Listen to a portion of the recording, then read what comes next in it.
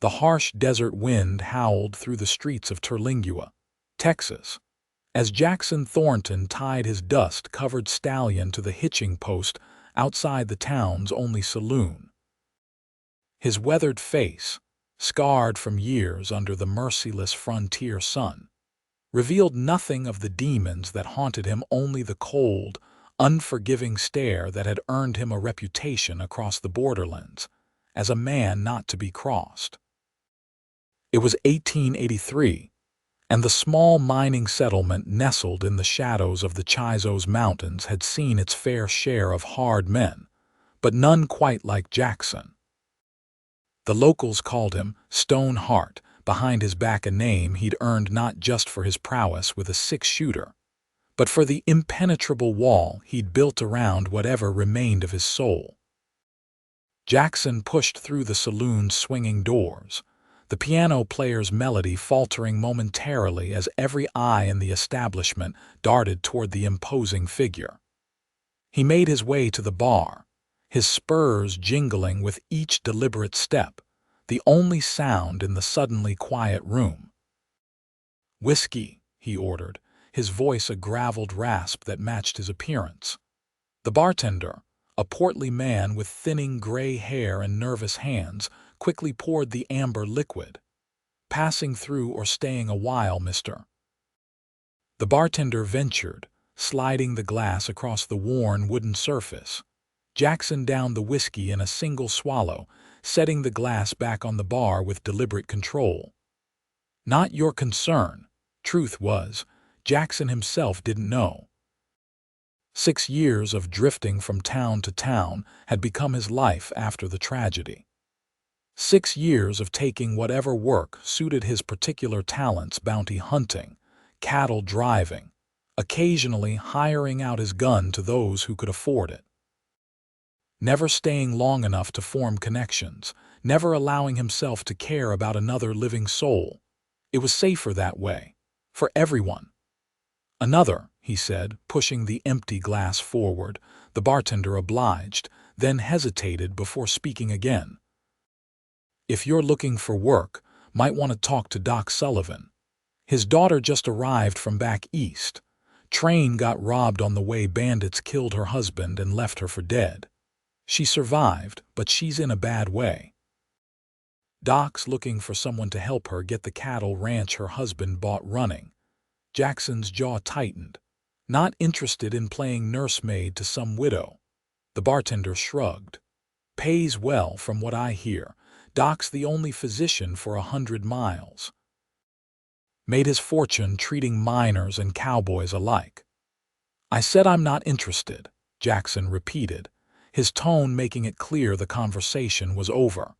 Later that night, as Jackson sat at a corner table nursing his third whiskey, the saloon doors swung open again. The elderly doctor he'd seen around town entered, his silver hair disheveled and medical bag in hand. The man's eyes scanned the room before landing on Jackson. With determined steps, he approached. "Mr. Thornton, I presume?" Doc Sullivan asked, remaining standing despite Jackson's unwelcoming glare. "How do you know my name?" "Small town," the doctor replied with a tired smile. "And your reputation precedes you. Whatever you want, I'm not interested." The doctor sighed, setting his bag down and taking a seat despite not being invited. "My daughter, Willow, arrived 3 days ago. Her husband was killed by bandits on the train to El Paso. She was shot 2 in the shoulder. I managed to save her life, but—" The old man's voice cracked. "The physical wounds will heal. It's the others I'm concerned about." Jackson remained silent, staring into his glass. Before he died, her husband purchased the old Mackenzie place, 5,000 acres and a few hundred head of cattle. Willow is determined to make it work, to honor his memory. But she knows nothing about ranching and she's too stubborn to sell. I fear she'll work herself to death or worse. "There are plenty of men in this town who could help her," Jackson said flatly. "None with your skills, and none I would trust with my daughter's safety." Doc leaned forward. The men who attacked the train weren't ordinary bandits. They were Del Rio's gang. They've been terrorizing the territory for months. Jackson's eyes narrowed at the mention of Alejandro Del Rio, a name known throughout the border country. What makes you think they'll come back for her? Because they specifically targeted her husband. Francis Sullivan was a federal marshal traveling undercover, and my daughter, she saw their faces. Jackson set his glass down, finally meeting the doctor's gaze. I don't do protection work anymore. I'm offering 6 months' wages up front. Enough to set you up anywhere you want to go after. The doctor pulled a heavy pouch from his coat and placed it on the table. The distinct clink of gold coins was unmistakable. Jackson stared at the pouch for a long moment before responding. I don't mix well with others, Doc. Especially grieving widows. Just meet her, the doctor persisted. One conversation. If you still want to walk away after that, keep $100 for your trouble. The following morning found Jackson riding alongside Doc Sullivan's buggy toward the Mackenzie Ranch, now the Sullivan property. The 6 miles from town stretched across harsh desert terrain that gradually gave way to grasslands fed by a natural spring, the reason this land was valuable in the first place. As they approached, Jackson assessed the property with a critical eye. The ranch house was substantial, 2 stories of adobe and timber construction with a wide porch. The barn needed repairs, and the corral fencing had seen better days, but the foundation was solid. With work, it could be a profitable operation. A woman stood on the porch, watching their approach. Even from a distance, Jackson could see she was holding a rifle, and her stance suggested she knew how to use it. That's Willow, Doc Sullivan said, pride evident in his voice despite his concern. As they drew closer, Jackson got his first real look at the woman he was being asked to help. Willow Sullivan stood tall and straight despite the bandage visible beneath her loose blouse. Her hair, the color of burnished copper, was pulled back in a practical braid. But it was her eyes that caught his attention, green as spring grass, but haunted by shadows no young woman should know. When they reached the house, Doc Sullivan made the introductions. Willow, this is Jackson Thornton, the man I told you about. Her eyes swept over him, assessing. You're the gunslinger my father thinks I need to protect me. Her direct approach caught Jackson off guard. Most women in these parts spoke in polite euphemisms, especially around strangers. I'm a man with varied skills, he corrected, and I haven't agreed to anything yet. A ghost of a smile touched her lips. Honest, at least. She lowered the rifle slightly. Come inside, Mr. Thornton. If we're to discuss business, we should do so properly. The interior of the house was sparsely furnished but clean. Signs of recent unpacking were evident in the crates stacked in corners. Jackson noted with approval the strategic placement of weapons throughout the main room, a shotgun by the door, a revolver on a side table. Coffee, she offered, moving to the stove where a pot was already simmering. Thank you.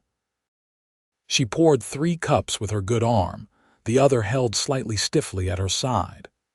When she handed him his cup, he noticed the slight tremor in her hand, not fear, he realized, but pain she was trying to conceal. My father says you're the best man for the job, she stated, taking a seat across from him. I'm not convinced I need anyone at all. Jackson raised an eyebrow. You planning to run 5,000 acres and several hundred head of cattle by yourself, Mrs. Sullivan? I've hired 2 ranch hands who will start next week, local men who worked this land when old Mackenzie owned it. And when Del Rio's men come back, 2 ranch hands won't be enough, her eyes flashed. So you do believe they'll return? Men like Del Rio don't leave loose ends, Jackson said bluntly. You saw their faces. That makes you dangerous to them. She absorbed this without visible reaction, though her knuckles whitened around her cup. What exactly would your role be here, Mr. Thornton? beyond the obvious security concerns. I know cattle. I've worked ranches from Montana to the Rio Grande. I can help get this operation running properly while making sure you stay alive long enough to see it succeed. And in return, your father's already made a generous offer." Willow glanced at Doc Sullivan, who had remained unusually quiet. "I see. And how long would this arrangement last?" "6 months, Jackson replied. "By then, you'll either have a functioning ranch or have come to your senses and sold it." Her chin lifted at that. "I have no intention of selling." "That's what they all say at first." "This land was my husband's dream," she said, her voice suddenly hard as flint. "He died for it. I won't dishonor his memory by abandoning it at the first sign of trouble." Jackson studied her face, seeing beyond the brave front to the exhaustion and grief she was fighting to control. Something stirred in him, an unwelcome feeling he quickly suppressed. "6 months, he finally said. "I'll help get the ranch operational and keep Del Rio's men off your back. After that, you're on your own." "4 months, she countered. "If you're as good as my father claims, that should be sufficient." Jackson almost smiled at her negotiating tactics. 5 months and I have full authority over ranch operations and security." She considered this, then nodded once. "Agreed. But understand this, Mr. Thornton, this is still my ranch. I expect to be consulted on all major decisions." "Fair enough, I start tomorrow." Jackson rose to leave, then paused. "One more thing, Mrs. Sullivan. If you're going to survive out here, you need to learn how to shoot better than you can now." Her eyebrows lifted in surprise. "What makes you think I can't shoot?" "The way you hold that rifle like it's a prop instead of a tool. First lesson starts tomorrow." He tipped his hat and turned to go. "Mr. Thornton," she called after him. When he turned back, she was standing straighter, her chin raised. "I'm a quick learner. Don't underestimate me." For the first time in years, Jackson felt something like respect stir in his chest. "I'm counting on that, Mrs. Sullivan." Jackson arrived at the Sullivan Ranch just after dawn the next morning, leading a pack horse loaded with his sparse belongings. He found Willow already awake, attempting to repair a broken fence post near the corral. Her movements were stiff, her injured shoulder clearly causing her pain, though she seemed determined to hide it. "You're making it worse," he said by way of greeting, dismounting in one fluid motion. She straightened, wiping sweat from her brow with her forearm. "Good morning to you too, Mr. Thornton. That shoulder needs rest if you want it to heal properly." He tied his horses to a nearby post and approached, taking the hammer from her hand. "Show me what else needs immediate attention." For the next hour, Willow walked him through the property, pointing out areas requiring repair. The list was substantial: broken fencing, a leaking roof on the barn, corrals that needed reinforcing, and a windmill that wasn't pumping sufficient water. "The cattle are scattered across the south pasture," she explained as they stood on a rise overlooking the property. "At least, that's what Mr. Hobbs told me." "Hobbs?" "One of the hands I hired. He worked for Mackenzie for 15 years. Jackson nodded. "We'll need to do a full count, assess their condition." "When was the last time they were rounded up?" "I don't know," she admitted. "Francis, my husband. He handled all the negotiations. I only know what was in the papers." Jackson heard the catch in her voice at the mention of her husband but didn't comment on it. "I'll ride out this afternoon, get a sense of what we're dealing with." They walked back toward the house in silence. When they reached the porch, Willow hesitated. "There's a room prepared for you at the end of the hall. It's small, but I'll stay in the bunkhouse," he interrupted. "The bunkhouse needs repairs. The roof leaks in 3 places. I've slept in worse." She studied him for a moment, then nodded. "As you wish. But you're welcome to take meals in the house." Over the next week, Jackson fell into a routine. He rose before dawn, checked the perimeter of the property, then focused on the most critical repairs. Willow worked alongside him when he couldn't dissuade her, proving more capable than he'd initially given her credit for. Despite her city upbringing, she approached each task with determination, watching carefully how he completed repairs before attempting them herself. In the afternoons, true to his word, Jackson began teaching her to shoot properly. She'd had basic instruction from her husband but lacked the practical experience needed in the unforgiving Texas borderlands. "Wider stance," Jackson instructed on their third day of practice, standing a few feet behind her as she aimed at bottles he'd set up on the fence. "And relax your shoulders. You're too tense." "Easy for you to say," she muttered, adjusting her position. "You're not the one with a bullet wound." "No, but I've had my share," he replied matter-of-factly. "Breathe through the pain, don't fight it." She glanced back at him, curiosity momentarily overriding her concentration. "How many times have you been shot, Mr. Thornton?" "Jackson," he corrected, surprising himself. "If we're going to be working together for months, Mr. Thornton gets tiresome." She nodded, a small smile playing at the corners of her mouth. "Jackson, then, and you can call me Willow, not Mrs. Sullivan." "3 times," he answered her original question. "Shoulder, leg, and grazed across the ribs. Now focus on your target." She turned back, raised the revolver, and fired. The bottle shattered, and a satisfied smile spread across her face. "Better," he acknowledged. "Now hit the next one without taking so long to aim." By the end of the second week, the ranch hands Willow had hired arrived Elmer Hobbs, a grizzled man in his 60s who knew the land intimately, and Pete Grayson, a younger cowhand with a quiet demeanor and strong back. Jackson assessed them carefully before accepting their presence, checking their references and watching how they interacted with Willow. Together, they began the arduous process of rounding up the scattered cattle. The work was exhausting but necessary. Each evening, Jackson would return to the bunkhouse, which he'd repaired enough to make habitable, muscles aching from the day's labor. Sometimes, he'd catch himself looking toward the main house, where light glowed in the windows as Willow moved about inside. He told himself his vigilance was professional, keeping watch for any sign of Del Rio's men. But sometimes, in moments of honesty as he lay awake at night, he acknowledged that he was watching her, fascinated by her resilience in the face of devastating loss. One evening, about 3 weeks into his employment, Jackson was returning from checking the northern boundary when he noticed a lone rider approaching from the direction of town. Instantly alert, he changed course to intercept the visitor, his hand resting casually near his holstered revolver. As the rider drew closer, Jackson recognized Doc Sullivan. The older man raised a hand in greeting.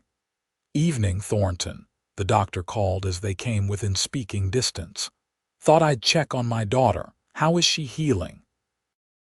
"Better," Jackson replied, turning his horse to ride alongside the doctor toward the house.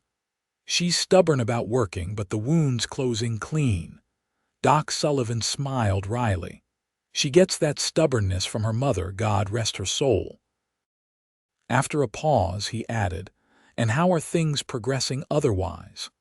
"We've counted just over 200 head, about half of what should be here according to the sale documents. Some were lost to predators, others may have wandered onto neighboring ranges. We'll know more once we complete a full roundup." "And Del Rio," Jackson's expression darkened. "No sign yet, but they'll come. I've been setting up precautions." When they reached the house, Willow emerged onto the porch, her face lighting up at the sight of her father. Jackson noticed how the genuine smile transformed her features, softening the hard edges that grief and determination had etched there. "This is a surprise," she exclaimed, embracing Doc Sullivan as he dismounted. "Can't a father check on his only daughter?" the older man replied warmly. Jackson dismounted as well but kept his distance, suddenly feeling like an intruder on their family moment. "I'll see to the horses," he said, reaching for the doctor's reins. "Nonsense," Willow objected.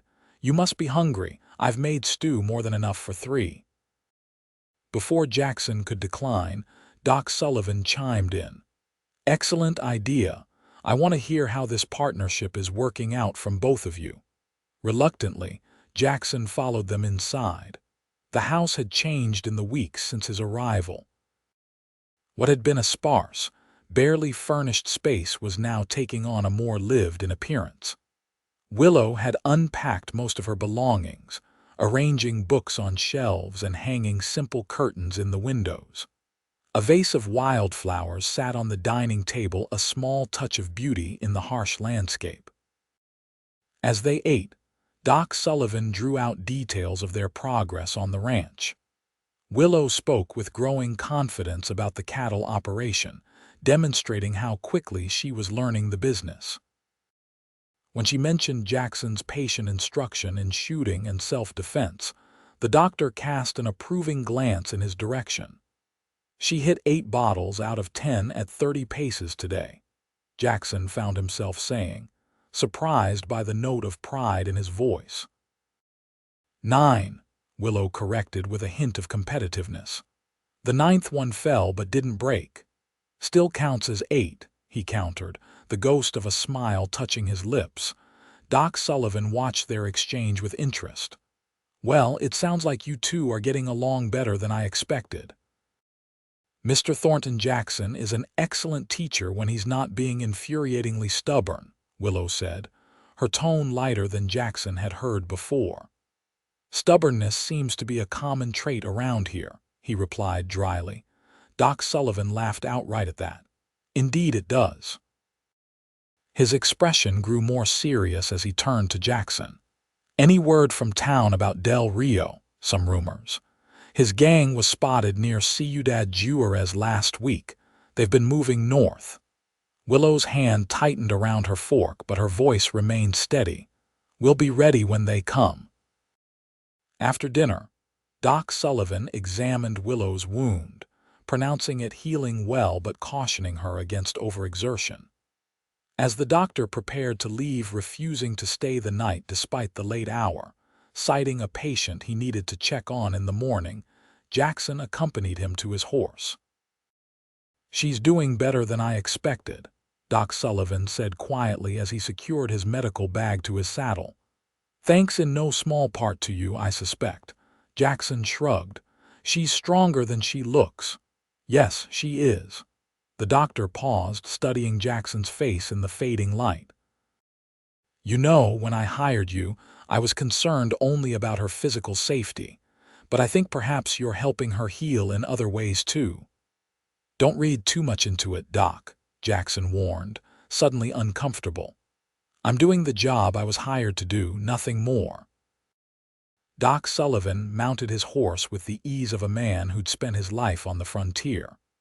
"Of course." He gathered the reins. "Just one observation, Thornton. That wall you've built around yourself, it might keep the pain out, but it also keeps everything else out too."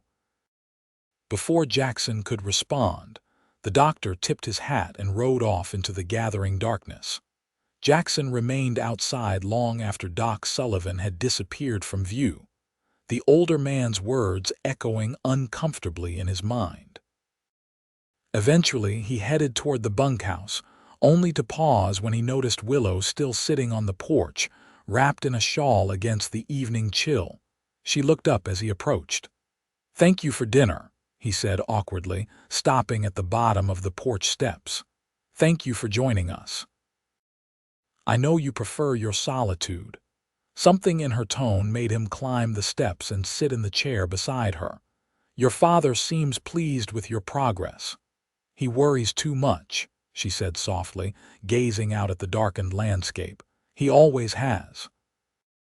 They sat in silence for several minutes, the only sounds the distant lowing of cattle and the whisper of the wind through the scrub. It was a companionable silence, Jackson realized with surprise. "May I ask you something?" Willow finally said. You can ask." She turned to face him, her expression serious in the lantern light. "What happened to make you this way? What way is that, so determined to keep everyone at arm's length? So guarded?" Jackson stared out into the darkness, considering whether to answer or simply walk away. Something about the quiet night and her direct gaze made the truth slip out before he could stop it. "I had a wife and son. In Wyoming. 7 years ago, a group of outlaws came through our small ranch while I was away in town. They—" He paused, the familiar pain rising in his chest. "They killed them both, burned the house with them inside." He heard Willow's sharp intake of breath but continued before she could speak. "I tracked those men for 3 months, found them one by one, made sure they paid for what they did." "And after?" she asked quietly. "After, I realized I had nothing left, no reason to stay in one place, no desire to feel anything that could be taken away again." He stood abruptly. "We should both get some rest. Long day tomorrow." Before he could leave, Willow's hand touched his arm lightly. "Jackson," she said, her voice soft but steady. "Thank you for telling me." He nodded once, not trusting himself to speak, and descended the steps. As he walked toward the bunkhouse, he felt strangely lighter, as though sharing even that small piece of his past had eased some invisible burden. The next month passed in a blur of intense work. They completed the roundup, confirming Jackson's estimate of just over 200 head of cattle, less than half what should have been there according to the sale documents. The missing cattle were a significant setback, but with careful management, they could build the herd back over time. Repairs to the ranch continued. Jackson showed Willow how to mend fences properly, how to recognize signs of predators near the cattle, how to judge the quality of grazing land. She proved an apt pupil, her city education combining with practical frontier knowledge to make her increasingly capable. Their days fell into a rhythm dawn to dusk work, with breaks only for meals. They rarely spoke of personal matters after that night on the porch, but something had shifted between them. A cautious trust had formed, built on shared labor and mutual respect. The ranch hands, Hobbs and Grayson, proved reliable, though Jackson made sure one of them was always with Willow when he couldn't be nearby. The threat of Del Rio's return remained a constant shadow over their progress. One afternoon, as Jackson was repairing the windmill while Willow handed him tools, she broke their companionable silence with a question. "Did you ever think of starting over? After Wyoming?" His hand stilled on the wrench he was using. "No," he answered honestly. "Why not?" He resumed working, focusing on the task rather than her searching gaze. "Some things you don't get to do twice." "I disagree," she said, passing him a different tool without being asked. "My mother died when I was 16. I thought my world had ended. My father thought his had too. But eventually, we both found ways to continue living." "It's not the same." "No," she agreed. "No loss is exactly the same, but the choice to either go on living or just exist, that's universal." Jackson descended the windmill ladder, wiping grease from his hands with a rag. "Is that what you're doing, going on living?" Her eyes met his, unflinching. "I'm trying to. Some days are harder than others." He nodded, understanding all too well. "How did you meet your husband?" he asked suddenly, surprising himself with the question. A small smile touched her lips at the memory. "At a charity function in Boston. I was teaching at a girls' school and Francis was there representing the federal marshal's office. He was so different from the Boston men I knew, straightforward, unpretentious. He made me laugh." "How long were you married?" "Almost 2 years." Her smile faded. "Not nearly long enough." Jackson wanted to ask more about her life back east, about the dreams that had brought her west with her husband, but they were interrupted by the distant sound of approaching horses. Instantly alert, Jackson grabbed his rifle from where it leaned against the windmill. "Get to the house," he ordered.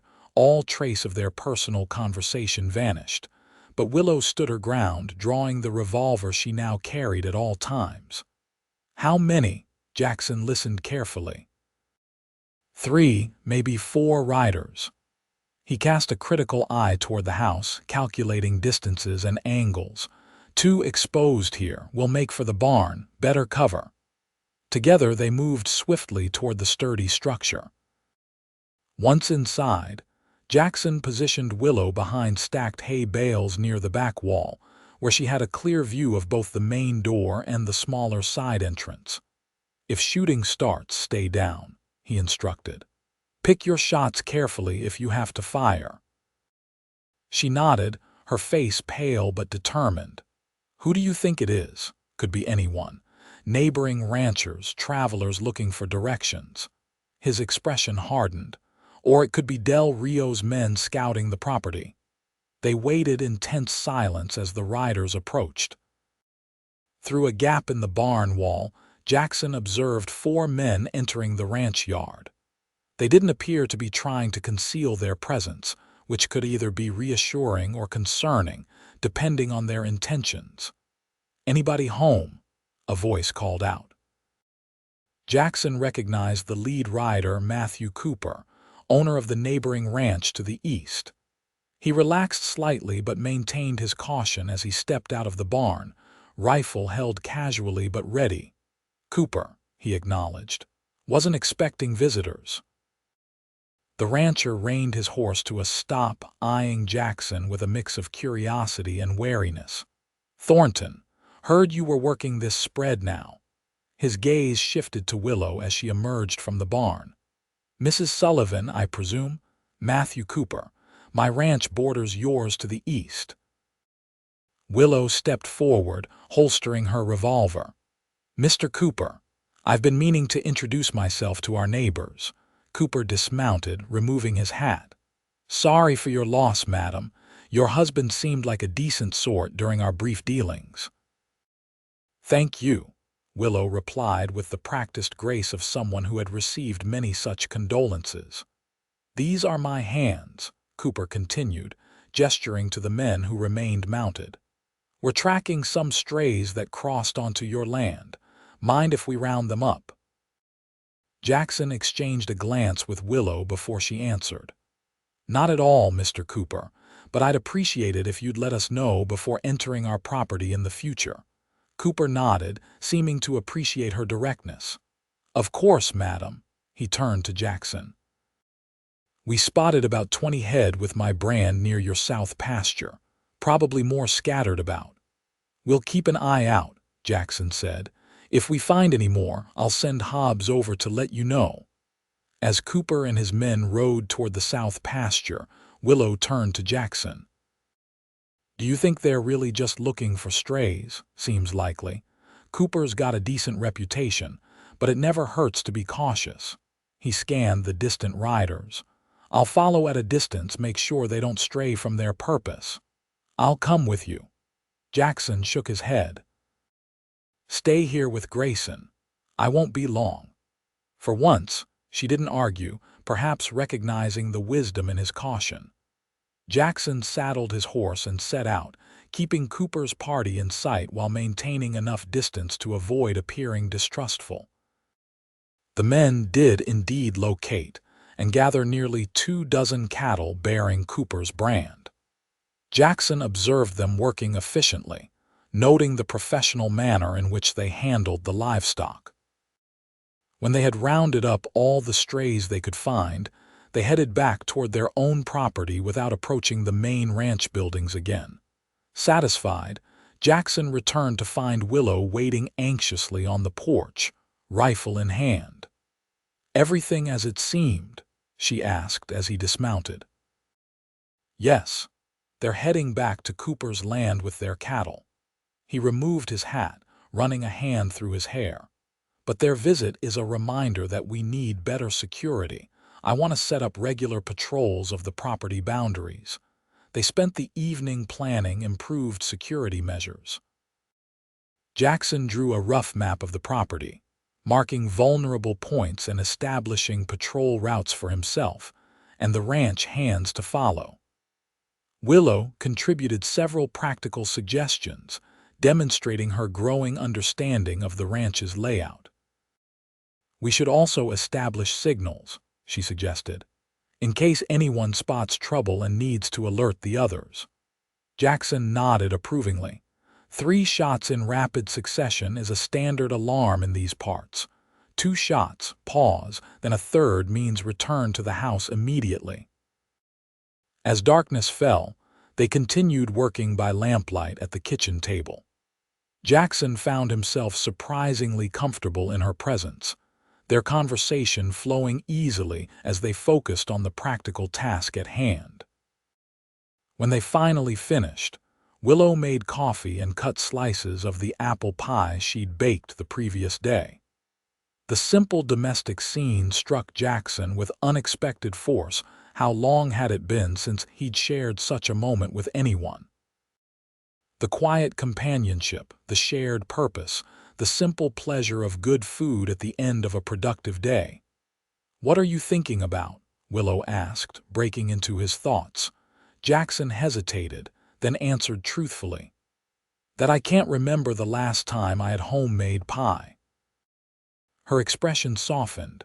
"My mother taught me to bake. She said a good pie could solve most of life's problems."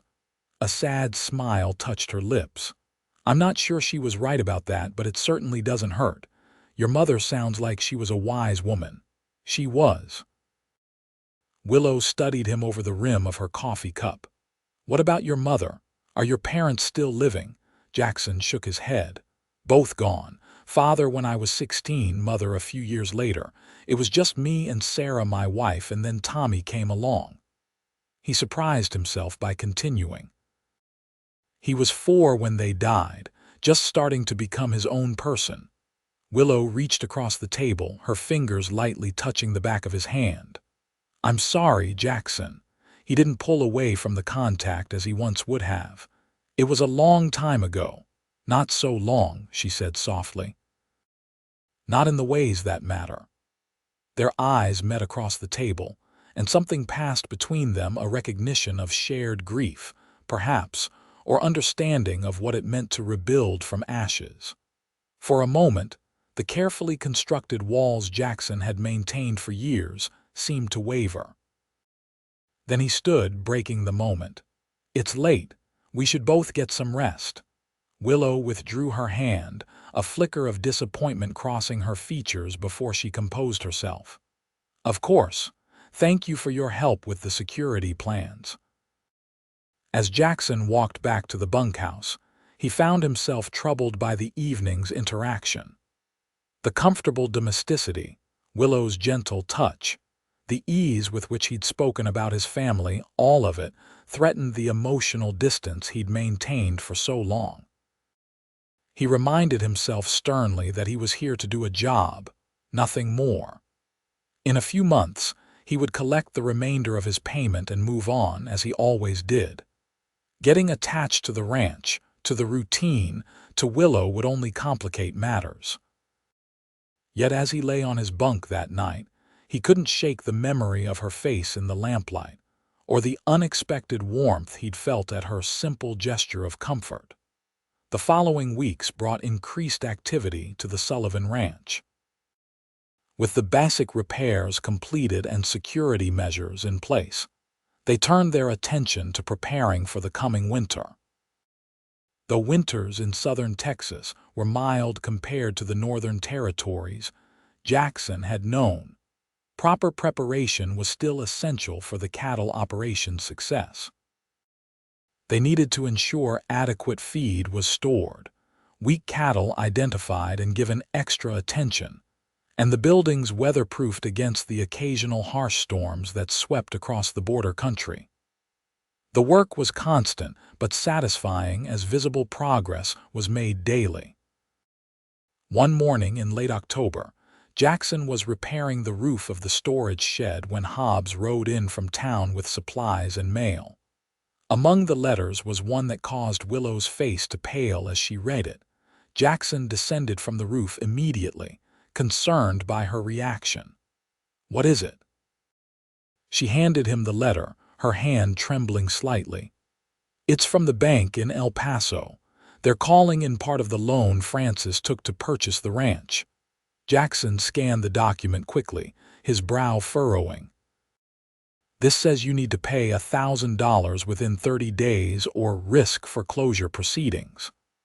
"I don't have that kind of money available," Willow said, her voice tight with worry. "Most of our savings went into the initial purchase and supplies. There has to be a mistake." "Banks don't typically call in loans this way unless payments have been missed. We haven't missed any payments. I've been sending them myself, right on schedule." Jackson read the letter again, his suspicion growing. "This doesn't feel right. The timing is too convenient." "What do you mean?" "Think about it. We're just getting the ranch properly operational. The cattle are rounded up, the property secured. And suddenly, there's financial pressure that could force you to sell quickly." He folded the letter, his expression grim. "Someone wants this ranch and they're using the bank to try to get it. But who and why? I don't know yet, but I intend to find out." He handed the letter back to her. "We need to go to El Paso, talk to the bank manager in person." "El Paso is nearly a week's journey," Willow protested. "We can't both leave the ranch unattended for that long." Jackson considered their options. "You're right, I'll go alone. You stay here with Hobbs and Grayson." "No," she said firmly. "This is my ranch and my problem. I should be the one to go." "It's too dangerous for you to travel alone, especially with Del Rio's men still out there." "Then we'll both go," she insisted. "Hobbs managed this ranch for 15 years under Mackenzie. He can handle things for a week." Jackson wanted to argue further but recognized the determination in her eyes. "Fine. But we travel armed and alert. No unnecessary stops. We leave at first light tomorrow." They spent the rest of the day preparing for the journey. Jackson checked and cleaned their weapons while Willow packed provisions and discussed ranch operations with Hobbs. By evening, everything was ready for an early departure. As Jackson made a final check of their horses, Willow approached with an extra blanket. "It gets cold at night this time of year," she said, securing it to his saddle. "This isn't my first trail ride," he reminded her, though there was no real irritation in his tone. "I know." She hesitated, then added, "Thank you for coming with me. I know you think it's foolish for both of us to go." "Not foolish, just risky." He finished adjusting the saddle cinch before turning to face her. "But you're right, it's your ranch and your fight." She smiled slightly at his acknowledgement. "Besides, we work well together. Perhaps the bank manager will be more inclined to listen to reason with both of us present." "Or he might be more intimidated," Jackson suggested, the ghost of a smile touching his lips. They set out at dawn the following day, riding west toward El Paso. The journey would take them through some of the most desolate country in Texas, across desert flats and rocky arroyos. Jackson set a steady pace, wanting to make good time while being mindful of the horse's endurance and Willow's still healing shoulder. They spoke little during the first hours, focused on the trail and watchful for any signs of danger. By midday, they had covered nearly 20 miles.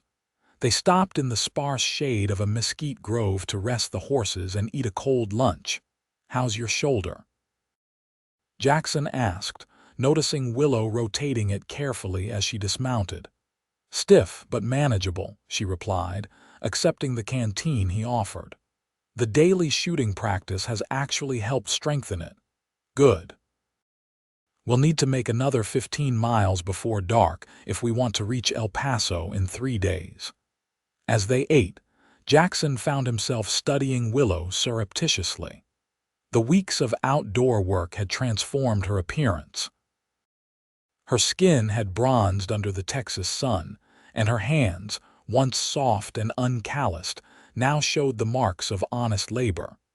Yet there remained an inherent gracefulness to her movements, a reminder of her Eastern upbringing. "You're staring," she observed without looking up from her food.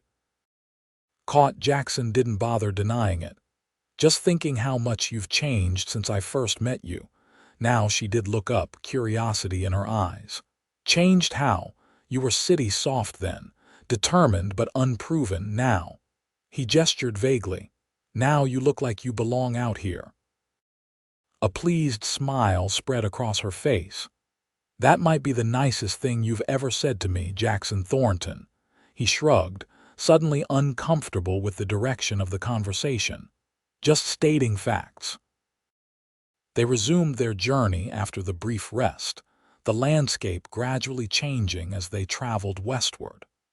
The flat desert gave way to more varied terrain, with distant mountains creating a jagged horizon ahead. As dusk approached, Jackson led them toward a small canyon where a spring provided reliable water, a campsite he'd used before in his travels. The sheltered location offered protection from the wind and a defensible position, important considerations when traveling in territory known for bandit activity. They made camp efficiently, Jackson tending to the horses while Willow gathered scrub wood for a small fire. As darkness fell, they ate a simple meal of jerky, hardtack, and coffee boiled over the flames. "Tell me about El Paso," Willow requested as they sat by the fire. "I've never been there. It's growing fast. The railroads brought a lot of change." "Part American, part Mexican, with all the good and bad that comes with a border town." Jackson sipped his coffee. "Lots of opportunities for those willing to work, lots of trouble for those looking for it. And the bank we're going to, First National, one of the oldest in town. Respectable as banks go, which is why this sudden loan demand is suspicious." Willow stared into the fire, her expression troubled. "Do you really think someone is trying to force me off the ranch? It's possible. Your land has a reliable water source valuable in this part of the country. And the mineral rights could be worth something if there's anything worth mining on the property. But who would go to such lengths? And why not just make an offer to buy?" Jackson considered before responding. "Maybe they did make an offer to your husband. Maybe he refused." The implication hung in the air between them. Willow's eyes widened slightly as she understood. "You think that's why the train was attacked? Not because Francis was a marshal, but because of the ranch? It's a possibility we should consider. Your husband's status as a lawman might have been coincidental, or it might have been the reason someone felt they needed to act outside the law to get what they wanted." They fell silent, each lost in their own thoughts as the fire crackled between them. Eventually, Jackson rose to his feet. "You should get some sleep. I'll take first watch." "Wake me in 4 hours," Willow said, unrolling her bedroll near the fire. "I'll take the second watch." Jackson nodded, impressed again by her practical adaptation to frontier life.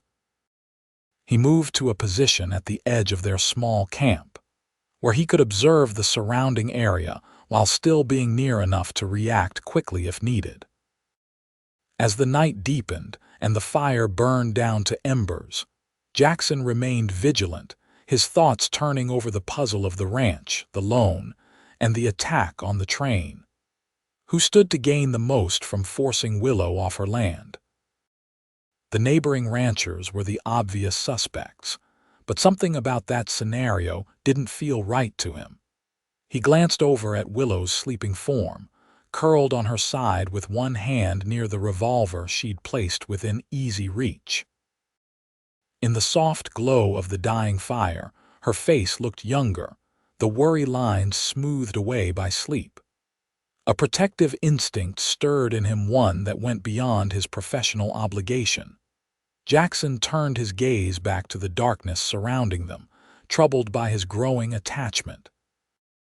He'd been careful for years, never staying in one place long enough to form connections, never allowing himself to care too deeply about anyone or anything. Yet somehow, without his noticing, Willow Sullivan had begun to matter to him in ways he hadn't thought possible anymore. When it came time to wake her for her watch, he approached quietly, touching her shoulder lightly. She came awake instantly, hand closing around her revolver before she recognized him. "Your turn," he said softly. "All quiet so far." Willow sat up, brushing hair from her face. "Any sign of other travelers?" "None. But stay alert. This is a known watering spot." She nodded, rising to her feet and stretching carefully. "Get some rest, Jackson. I'll wake you if anything changes." He settled onto his own bedroll, more tired than he'd realized.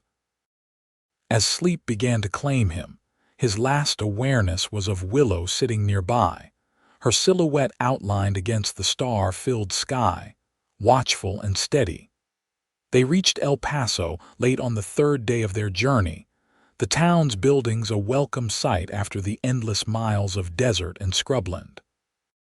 The settlement had grown considerably since Jackson's last visit, expanding outward from the Rio Grande with new construction evident in every direction.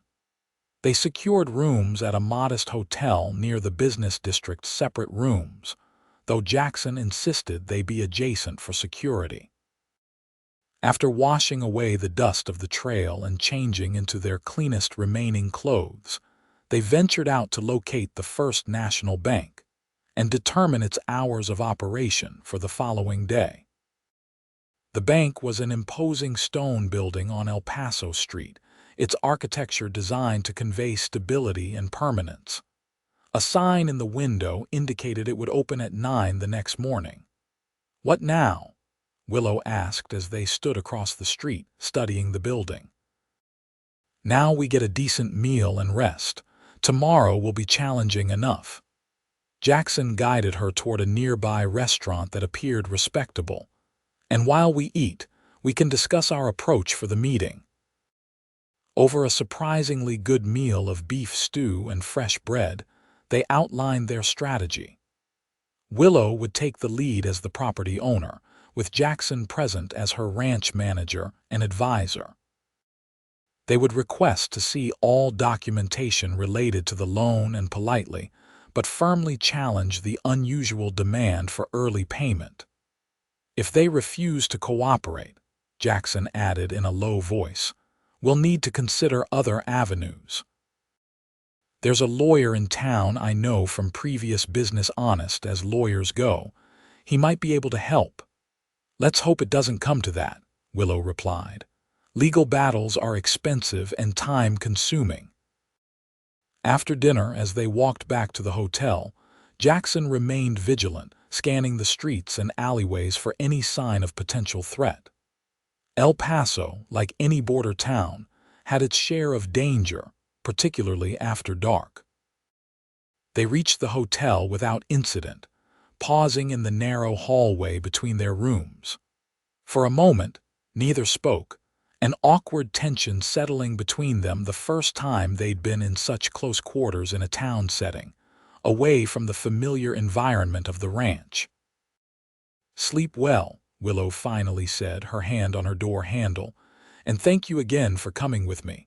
Jackson nodded. "Lock your door. I'll knock 3 times when it's time to leave in the morning." A small smile touched her lips. "Always the protector." "It's what you're paying me for," he reminded her, though the words sounded hollow even to his own ears. "Is it only that?" she asked softly, her green eyes searching his face. The question hung between them, loaded with unspoken implications. Jackson found himself unable to answer truthfully, not ready to acknowledge what they both knew was developing between them. "Get some rest, Willow," he said instead, his voice gentler than he'd intended. She held his gaze a moment longer, then nodded and entered her room. Jackson waited until he heard the lock turn before entering his own quarters, troubled by the emotions he'd seen in her eyes and the answering feelings he was struggling to suppress within himself. Morning found them at the bank precisely at 9 o'clock. The interior was cool and quiet, marble floors and dark wood creating an atmosphere of somber prosperity. They approached a teller, who directed them to the office of Mr. Edward Phelps, the bank manager responsible for large loans. Phelps was a thin man with spectacles and a precisely trimmed mustache. He greeted them with professional courtesy, inviting them to sit in the leather chairs facing his desk. "Mrs. Sullivan," he began, folding his hands on the polished surface before him. "I understand you've come regarding the notification about your loan payment." "Yes," Willow replied, her posture straight and her voice steady. "I received a letter stating that $1,000 is due within 30 days, or foreclosure proceedings will begin. This seems to contradict the terms of the original loan agreement." Phelps frowned slightly, opening a folder on his desk. "Let me see." He paged through several documents before looking up. "Ah, yes, the Sullivan property, formerly the Mackenzie Ranch. The letter is correct, Mrs. Sullivan. The loan includes a clause allowing the bank to request partial early repayment under certain circumstances." "What circumstances?" Jackson asked, keeping his tone neutral despite his growing suspicion. Phelps glanced at him, a flicker of unease crossing his features. "And you are?" "Jackson Thornton, Mrs. Sullivan's ranch manager." Recognition flashed in the banker's eyes at the name, quickly masked. "I see. Well, Mr. Thornton, the clause in question allows for accelerated payment if the property's operational status changes significantly, such as a change in ownership or management." "That wasn't explained when my husband secured the loan," Willow objected. "And I've maintained all regular payments without delay. Nevertheless, the clause exists in the contract your husband signed." Phelps turned the document toward them, pointing to a paragraph of small print. "As you can see, the bank is within its rights." Jackson leaned forward, scanning the text. The wording was deliberately obtuse, buried among pages of legal terminology. "Who authorized the decision to invoke this clause now?" Phelps hesitated. "That would be a matter of bank policy, Mr. Thornton. I'm not at liberty to discuss internal decisions." "It seems convenient," Jackson pressed, "that this decision came just as Mrs. Sullivan has gotten the ranch fully operational again." Color rose in the banker's face. "I'm not sure what you're implying, sir." "I think you know exactly what I'm implying. Someone wants Mrs. Sullivan's land and is using your bank to apply pressure." Jackson's voice remained calm, but his eyes had hardened. "I'd like to know who." Phelps removed his spectacles, polishing them nervously. "This conversation is becoming inappropriate. The bank has acted within its legal rights." Willow interjected, her tone reasonable but firm. "Mr. Phelps, my husband and I purchased this property in good faith. We've honored every obligation. This sudden demand feels like an attempt to force me off land that rightfully belongs to me. Mrs. Sullivan, I sympathize with your position, but my hands are tied. The payment is due as stated in the letter." Jackson studied the man's face, noting the beads of sweat forming at his temples despite the cool room. "Who approached you about this property, Phelps? Was it Hargrove Mining Company? Or someone else?" The banker's startled reaction confirmed Jackson's shot in the dark had hit a nerve. Phelps recovered quickly, but not before they'd seen his momentary alarm.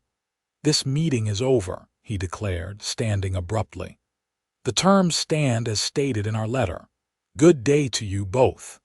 Outside the bank, Willow turned to Jackson, her expression a mix of anger and concern.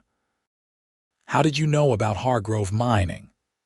"I didn't for certain," he admitted as they walked down the street, putting distance between themselves and the bank. "But there have been rumors for months about Hargrove looking for new properties in the region. They've been buying up ranches with certain mineral deposits. The way Phelps reacted confirms my suspicion. But why would they target our ranch specifically, And what minerals? That's what we need to find out. Jackson led her toward a different part of town. I know someone who might have answers, an assayer who's worked this region for decades. The assayer's office was a small, cluttered space near the edge of town. Samuel Burke, a white-haired man with a prospector's weathered face, greeted Jackson with surprised recognition. Thornton. Didn't expect to see you in these parts again. His shrewd eyes shifted to Willow, and with company, no less. After introductions and a brief explanation of their situation, Burke pulled out maps of the region and spread them across his workbench. Mackenzie's old place, you say? He traced a gnarled finger across the map until he located the property. Interesting piece of land. Has anyone tested the soil there recently? Willow shook her head. Not that I'm aware of. It's been used as grazing land for generations. Burke scratched his beard thoughtfully. Mackenzie knew there was something valuable there. Brought me samples years ago but swore me to secrecy.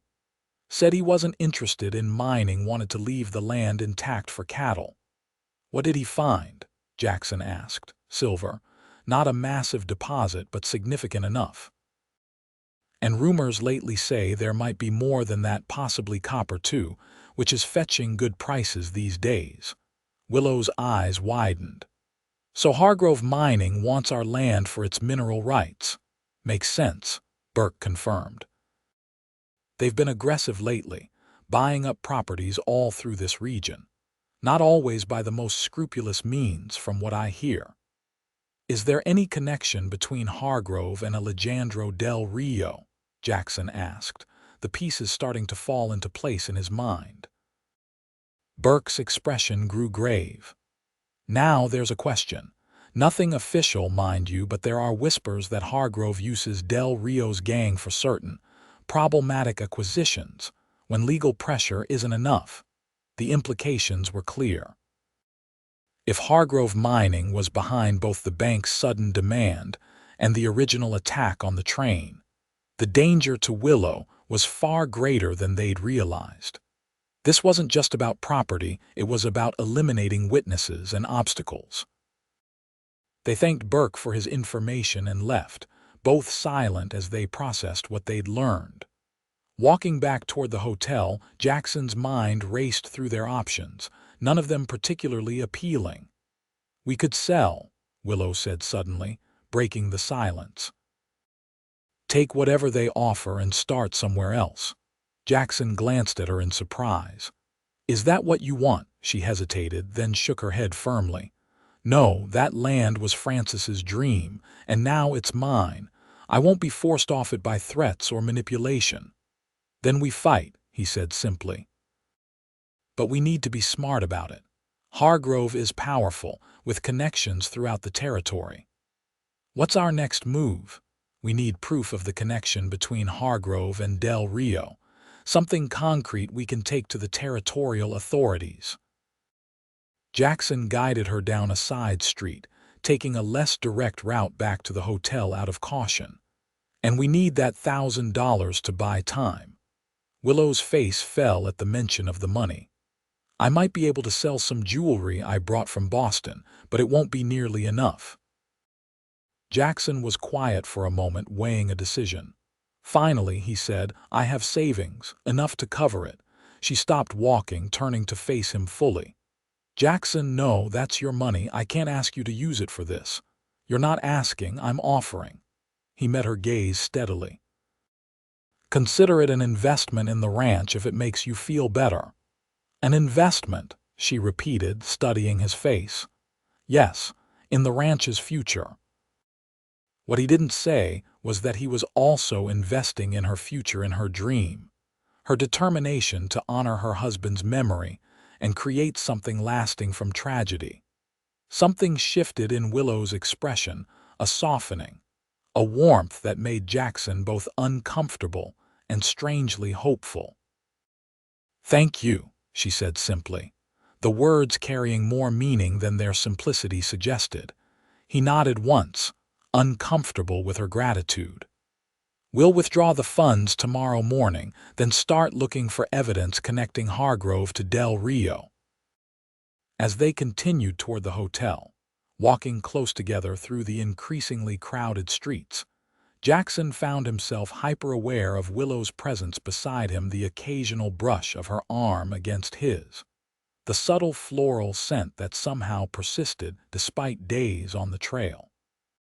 He told himself his heightened awareness was merely professional concern for her safety, but the explanation rang hollow even in his own mind. That evening, they dined in the hotel's small restaurant, discussing their plans for the following day. They would pay the bank, buying themselves time, then visit the territorial marshal's office to gather information about Del Rio's recent activities and any possible connections to Hargrove mining.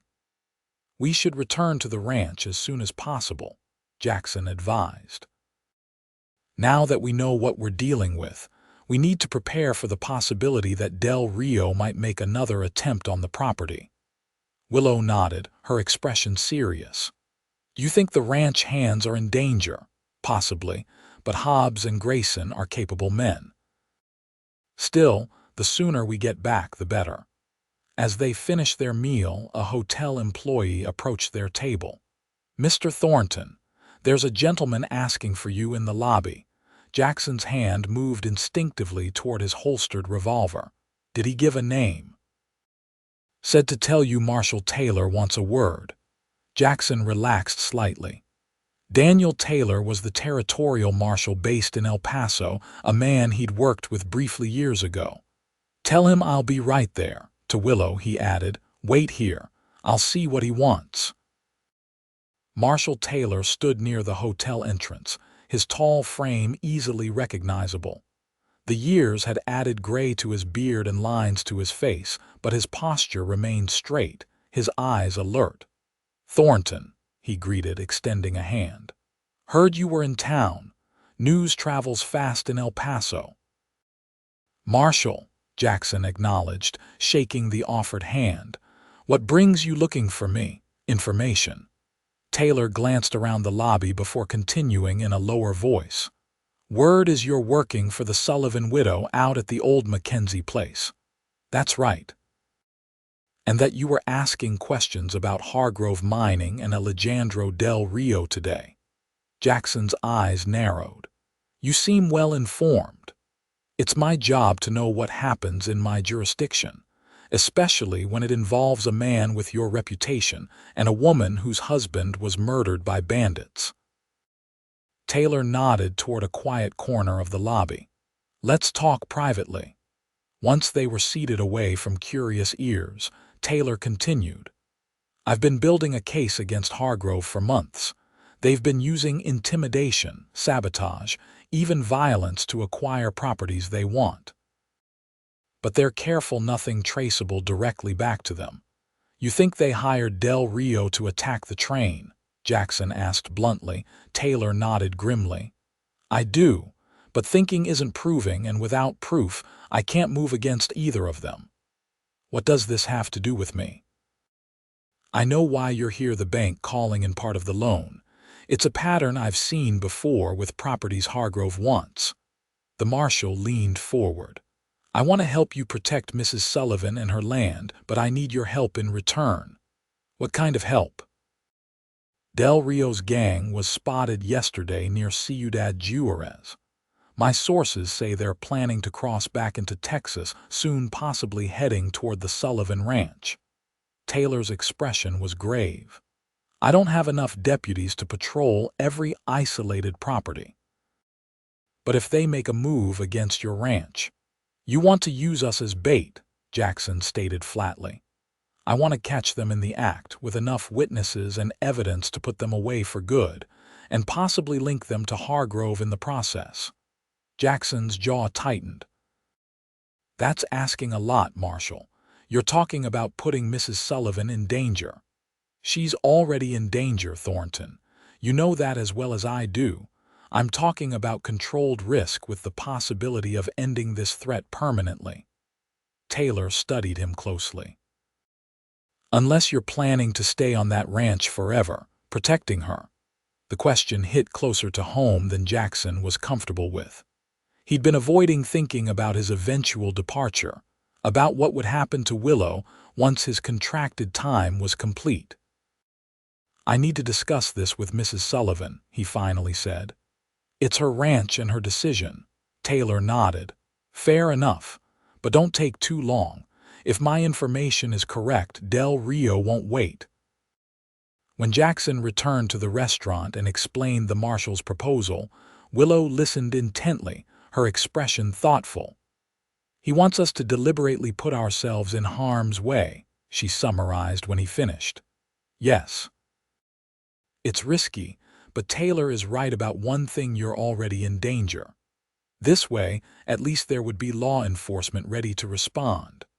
Willow was quiet for a long moment, absently turning her water glass in small circles on the tablecloth. Finally, she looked up, determination in her eyes. "If this could end the threat permanently, not just to us but to others Hargrove might target, then I think we should do it."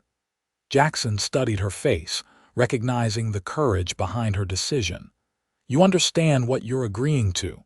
We'd be deliberately making ourselves targets." "I understand." Her voice was steady, her gaze unflinching. "I'm tired of being afraid, Jackson. I'm tired of wondering when Del Rio might return to finish what he started. If there's a chance to end this, I want to take it." Something stirred in Jackson's chest: admiration, respect, and something deeper he wasn't ready to name. This woman, who had already endured so much loss and pain, was willing to stand her ground against those who would take everything from her. Her courage both humbled and inspired him. "Then we'll do it," he decided. "But we do it my way, with every possible precaution." They spent the next hour outlining a plan with Marshal Taylor. They would return to the ranch the following day after paying the bank, making their departure from El Paso visible enough to be noticed by Hargrove's informants. Taylor and a group of deputies would follow at a distance, establishing hidden positions around the Sullivan property to wait for Del Rio's gang to make their move.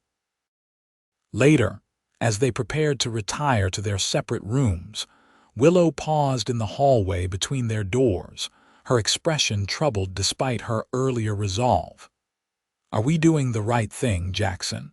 He considered her question seriously before answering. "I don't know if there is a right thing in this situation, but I do know that sometimes you have to stand and fight, even when the odds aren't in your favor." She nodded slowly. "My father always said courage isn't the absence of fear, it's acting despite it." "Your father is a wise man," Jackson acknowledged. "Yes, he is." She hesitated, then added quietly, "He also said life is too short for regrets, that we should speak our truths while we have the chance." Jackson felt the conversation shifting into dangerous territory. "Willow." "I know what you're going to say," she interrupted gently. "That you're only here because my father hired you, that when your contract ends, you'll move on as you always do. But I don't believe that's all there is between us anymore." The hallway suddenly seemed too narrow, the air too thick. Jackson struggled to maintain his emotional distance, to remember all the reasons why attachment was dangerous. "What happened to your husband broke my heart," she finished for him. "Yes, just as what happened to your family broke yours, but hearts can heal, Jackson, if we let them." She stepped closer, her green eyes searching his face. "I've seen how you look at me when you think I'm not watching. I've felt how you've changed these past months, how the walls you built have started to come down. Tell me I'm not alone in this." Jackson wanted to deny it, to retreat behind the barriers he'd maintained for so long. But standing there, facing her courage and honesty, he found he couldn't lie, not to her and not to himself anymore. "You're not alone," he admitted, the words barely audible. "But that doesn't change anything." "I'm not staying, Willow. I can't or won't," She reached up, her fingers lightly touching his cheek in a gesture so tender it nearly undid him. "What are you so afraid of, losing you?" he answered honestly, the words escaping before he could stop them. "Everyone I've ever loved has been taken from me. I won't go through that again." Instead of withdrawing at his admission, her eyes softened with understanding. "So you'd rather never love at all, never feel joy or connection again. Is that really living, Jackson?" He had no answer for that, no defense against the simple truth of her words. For years, he'd existed rather than lived, moving through the world like a ghost, touching nothing and no one. Until her. Before he could respond, she rose on her toes and pressed a gentle kiss to his cheek, then stepped back. "Think about it," she said softly. "We both deserve a second chance at happiness, don't you think?" With that, she entered her room, leaving Jackson standing in the hallway, his carefully constructed worldview shaken to its foundations. The journey back to the ranch was tense with anticipation and unspoken emotions. After paying the bank the demanded $1,000 buying themselves crucial time, they departed El Paso, with the knowledge that Marshal Taylor and his deputies would be following at a discreet distance, positioning themselves around the Sullivan property to await Del Rio's expected attack. They traveled faster on the return journey, pushing the horses harder now that they understood the urgency of their situation. Conversations between them were primarily practical, focused on ranch matters and security preparations, with both carefully avoiding any mention of their hallway conversation at the hotel. Yet something had undeniably changed between them. Jackson found himself more attuned to Willow's presence, more aware of her as a woman rather than simply as his employer. He caught her watching him sometimes with an expression that made his heart beat faster, despite his best efforts to remain detached. On the afternoon of their third day of travel, they crested a rise that offered a view of the Sullivan Ranch in the distance. The familiar buildings, the grazing cattle, the windmill turning lazily in the breeze, it all looked peaceful, unthreatened. Jackson felt an unexpected sense of homecoming that both comforted and disturbed him. "Almost home," Willow said softly beside him. "Home." The word echoed in his mind, stirring emotions he'd thought long buried. He hadn't considered any place home since Wyoming, hadn't allowed himself the luxury of belonging anywhere or to anyone. "Let's hope Hobbs and Grayson have kept everything running smoothly," he replied, deliberately focusing on practicalities. They rode down toward the ranch at a steady pace. As they approached, Hobbs emerged from the barn, raising a hand in greeting. Jackson scanned the property carefully, alert for any signs of disturbance or danger, but everything appeared normal. "Welcome back, Mrs. Sullivan, Mr. Thornton," Hobbs called as they rode into the yard. "Any luck with the bank?" "We've bought some time," Willow answered, dismounting with the fluid ease that had replaced her earlier awkwardness on horseback. "How have things been here?" "Quiet enough. Had some coyotes after the calves 2 nights ago, but Grayson and I handled it." The old ranch hand took the reins of her horse. "No other troubles." Jackson dismounted as well, stretching his back after the long ride. "Where is Grayson?" "South pasture, checking the fence line. Should be back by sundown." They spent the remainder of the daylight hours settling back in and discreetly checking the property boundaries. Jackson found signs that Marshal Taylor and his men had already established positions in the surrounding hills, and gullies subtle marks that only someone with his training would notice. The lawmen were in place, waiting for Del Rio to make his move. After dinner, with darkness settling over the ranch, Jackson and Willow sat on the porch, speaking quietly about their next steps. The night was clear, stars emerging in the vast Texas sky, a cool breeze carrying the scent of sage and dust. "How long do you think we'll have to wait?"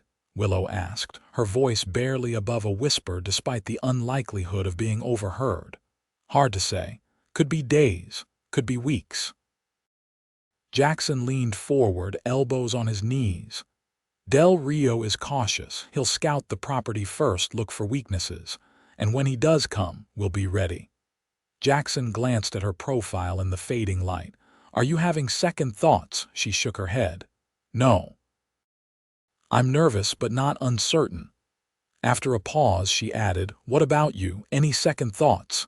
He knew she wasn't just asking about the plan with Marshal Taylor. Many, he admitted quietly, but not about protecting you and this ranch. Willow turned to look at him fully, her expression hard to read in the gathering darkness. And after, when this is over? It was the question he'd been avoiding since their conversation in El Paso. Before he could formulate an answer, the sound of approaching hoofbeats interrupted them. Both tensed, hands moving toward their weapons before recognizing Grayson returning from his fence-checking duties. The young ranch hand dismounted wearily, leading his horse toward the barn. When he noticed them on the porch, he detoured in their direction. Evening, Mrs. Sullivan, Mr. Thornton. Good to see you both back safe. Grayson removed his hat, running a hand through sweat-dampened hair.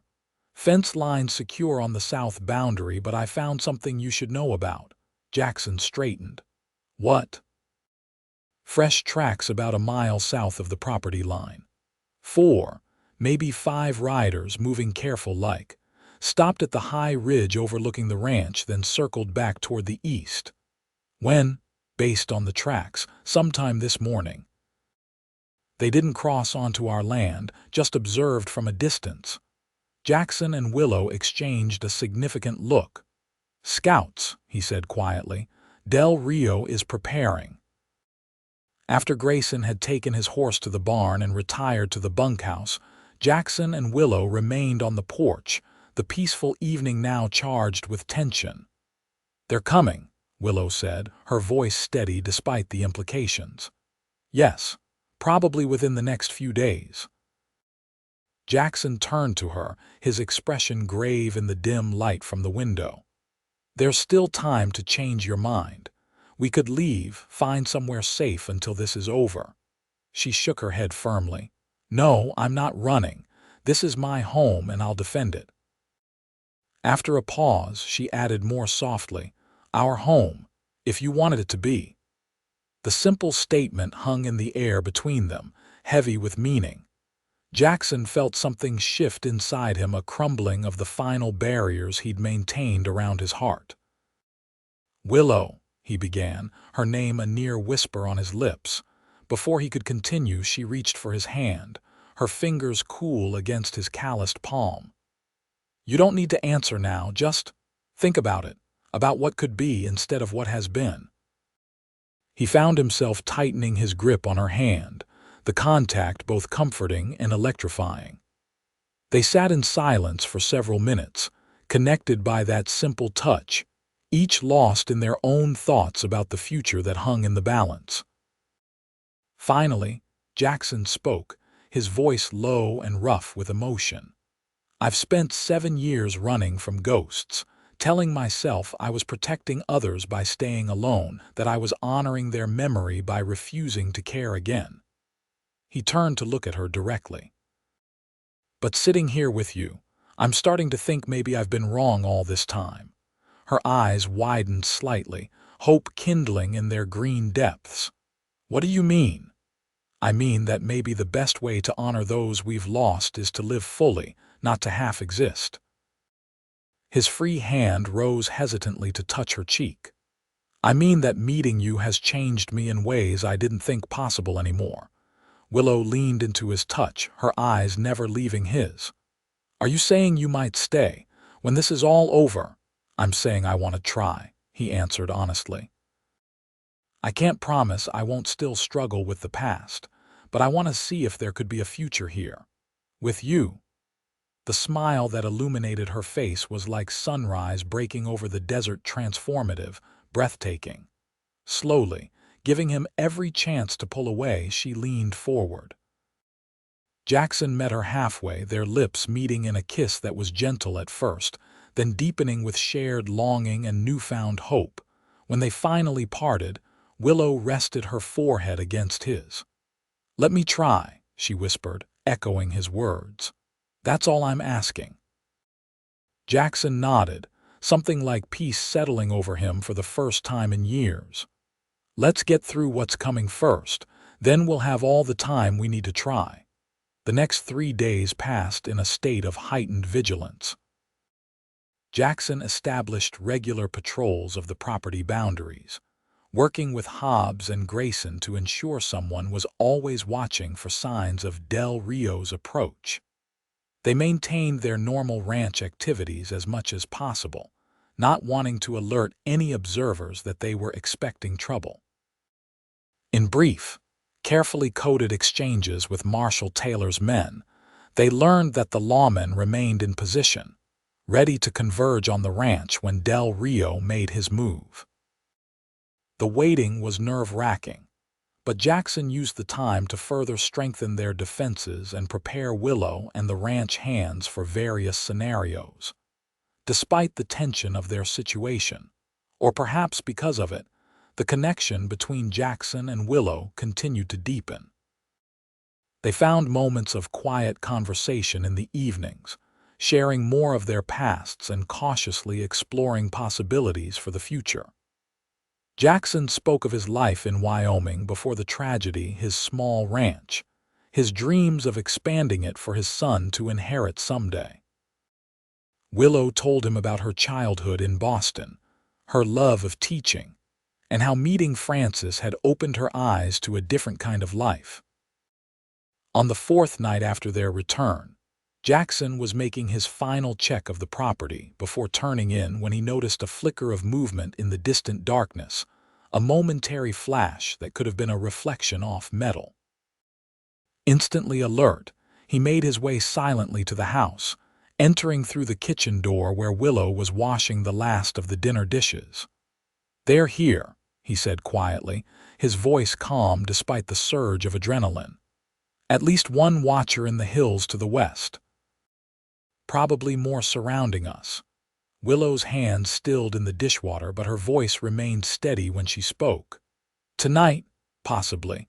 More likely they're completing their reconnaissance.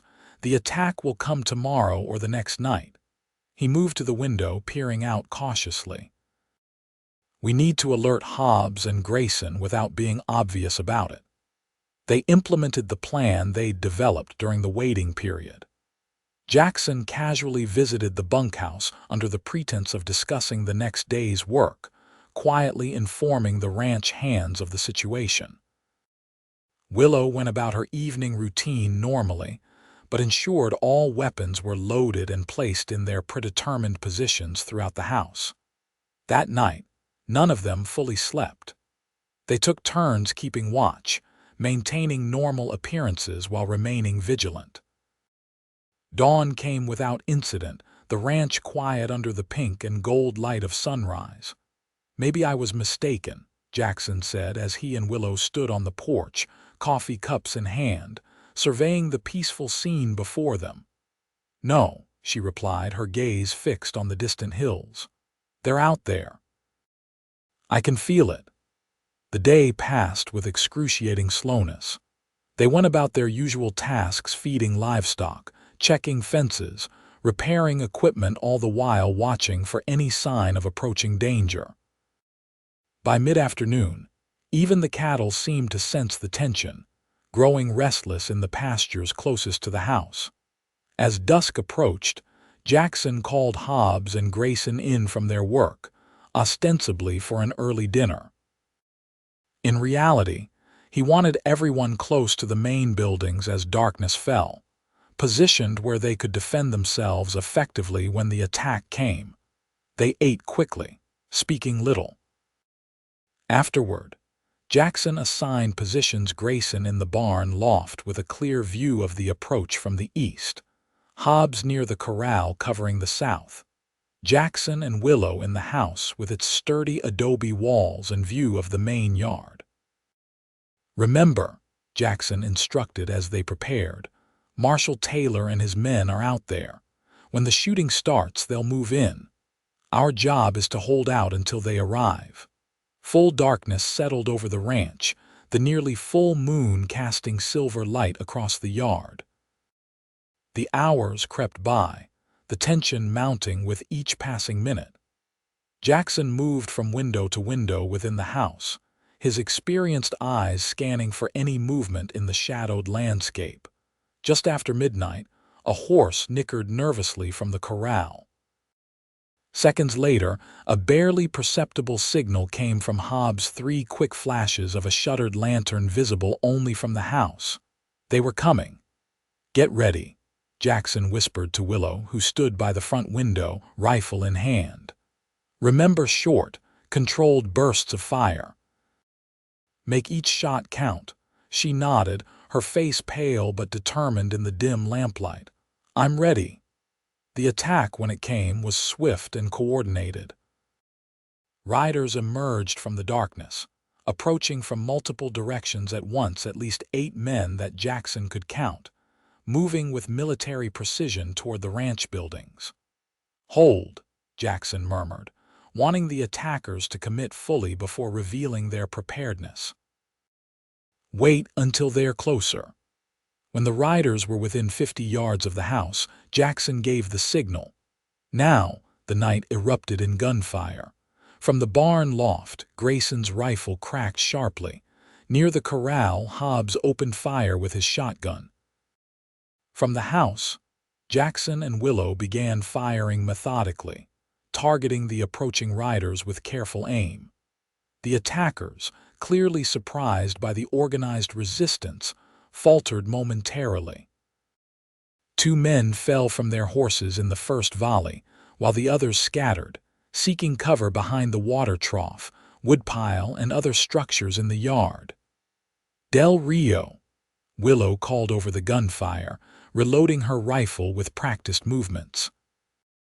"Can't tell yet," Jackson replied, squinting through the window at the shadowy figures. "He usually directs from behind until victory is certain." The exchange of gunfire continued for several minutes, neither side gaining a decisive advantage. The attackers were pinned down by the defenders' carefully positioned crossfire, while Jackson and the others were secure in their fortified positions. Then, from the darkness beyond the ranch yard, came the sound Jackson had been waiting for: shouted commands, and the thunder of approaching hooves as Marshal Taylor and his deputies rushed in from their hiding places surrounding the property. Caught between the defenders in the buildings and the lawmen closing in from behind, the attackers panicked. Several threw down their weapons immediately, raising their hands in surrender. Others attempted to flee, only to be cut off by the encircling lawmen. Within minutes, the shooting had ceased, replaced by the sounds of men being disarmed and secured. "Stay here," Jackson told Willow, moving cautiously toward the door. "It might not be over yet." He stepped onto the porch, rifle ready, scanning the now crowded yard where Marshal Taylor's men were binding the hands of captured attackers. The marshal himself approached the house, his expression grim but satisfied. "Thornton," he called, "we got 5 of them alive. 3 more won't be causing any more trouble." "Del Rio?" Jackson asked, descending the steps to meet him. Taylor shook his head. "Not among them, but we've got his second in command, Miguel Vasquez. He'll talk, given the right incentives." From the barn, Grayson emerged unharmed. Hobbs appeared from near the corral, limping slightly but otherwise intact.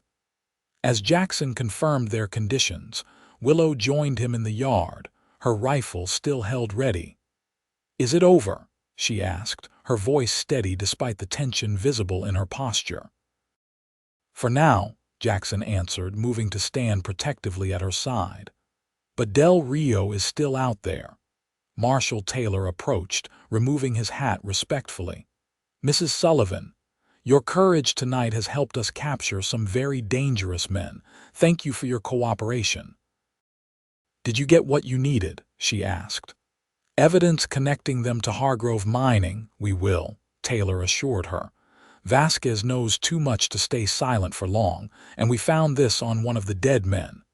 He held up a folded document. Written instructions for the attack, including specific orders to make it look like a random bandit raid. No signature, but the paper has Hargrove's watermark. As the lawmen prepared to transport their prisoners to El Paso, one of the captured men, a slender Mexican with a distinctive scar across his jaw, fixed his gaze on Willow. "El Jefe will not forget this," he called in heavily accented English. "Del Rio never leaves business unfinished. He will return, Senora, when you least expect it." Jackson stepped forward, blocking the man's view of Willow. "Tell your boss something for me," he said coldly. "Tell him Jackson Thornton is waiting, and I never miss a second time." The prisoner's eyes widened at Jackson's name, his bravado visibly faltering. The deputies hustled him toward a waiting wagon with the other captives, ending the exchange. Marshal Taylor approached Jackson once more before departing. "We'll need both of you to come to El Paso next week to give your statements. In the meantime, stay alert. That man was right about one thing: Del Rio isn't likely to let this go." "We'll be ready," Jackson assured him. As the lawmen rode away with their prisoners, the ranch yard gradually quieted. Hobbs and Grayson set about checking the livestock and securing the property, while Jackson and Willow returned to the house. In the aftermath of violence, the familiar room seemed both sanctuary and reminder of ongoing vulnerability. "It's not over, is it?" Willow asked as she set her rifle aside and sank into a kitchen chair, the adrenaline of the night finally wearing off. "No," Jackson admitted, taking the chair opposite hers. "Del Rio will try again, unless Taylor can find him first." She nodded, accepting this reality with the same courage she'd shown throughout their ordeal. "Then we'll deal with that when it comes." Her eyes met his across the table. Together, the question contained so much more than its surface meaning. Jackson reached across the table, taking her hand in his. "Together," he confirmed, the word a promise that extended far beyond the immediate danger. For the first time since losing his family in Wyoming, Jackson found himself truly looking toward the future, not just existing day to day, but planning, hoping. The realization was both terrifying and exhilarating. "You know," he said slowly, "there's something to be said for a home with thick adobe walls and good sight lines in all directions." A smile touched Willow's lips, understanding the sentiment behind his practical observation. "It's a defensible position," she agreed, matching his tone. "Worth protecting, worth staying for." "Yes," he said simply, "it is." In the week that followed, life on the Sullivan Ranch settled into a new pattern. With the immediate threat, reduced though not eliminated, they focused on rebuilding what the attack had damaged and strengthening their defenses further. Marshal Taylor stationed a deputy on the property as an additional precaution, a young lawman named Collins who took his duties seriously without interfering in the ranch's daily operations.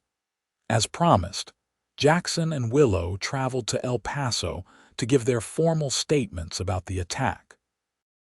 While there, they learned that Miguel Vasquez had indeed begun cooperating with authorities, providing details about Del Rio's operations and confirming the gang's connection to Hargrove Mining.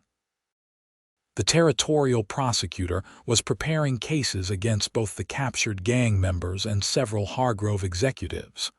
"What about Del Rio himself?" Jackson asked Marshal Taylor during their meeting.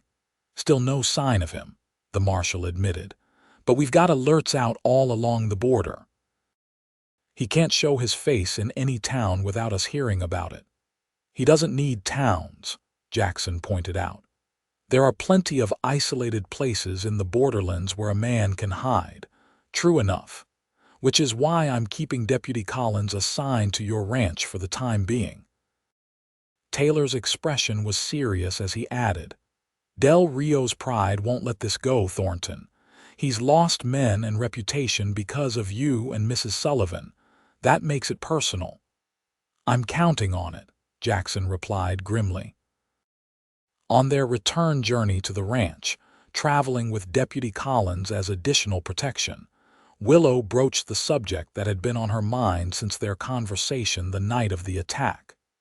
"You said we'd deal with whatever comes together," she began as they made camp for the evening. "Did you mean that?" Jackson looked up from the fire he was building, studying her face in the fading daylight. "I did. Beyond just Del Rio and the immediate danger," she pressed. "I need to know if you're planning to stay, Jackson, not just until the threat is gone, but after." He set aside the firewood and stood, moving to where she sat on a fallen log. Sitting beside her, he took her hand in his. "I've been thinking about that a lot," he admitted. "For years, I convinced myself that staying detached was the only way to survive. That caring for anyone or anything was just setting myself up for more pain." He paused, organizing his thoughts. "But these past months with you have shown me how empty that existence was." Hope brightened her eyes. "What are you saying exactly?" "I'm saying that I want to stay. Not just for now, not just until Del Rio is caught." His voice roughened with emotion. "I want to build something with you, Willow, a life, a future."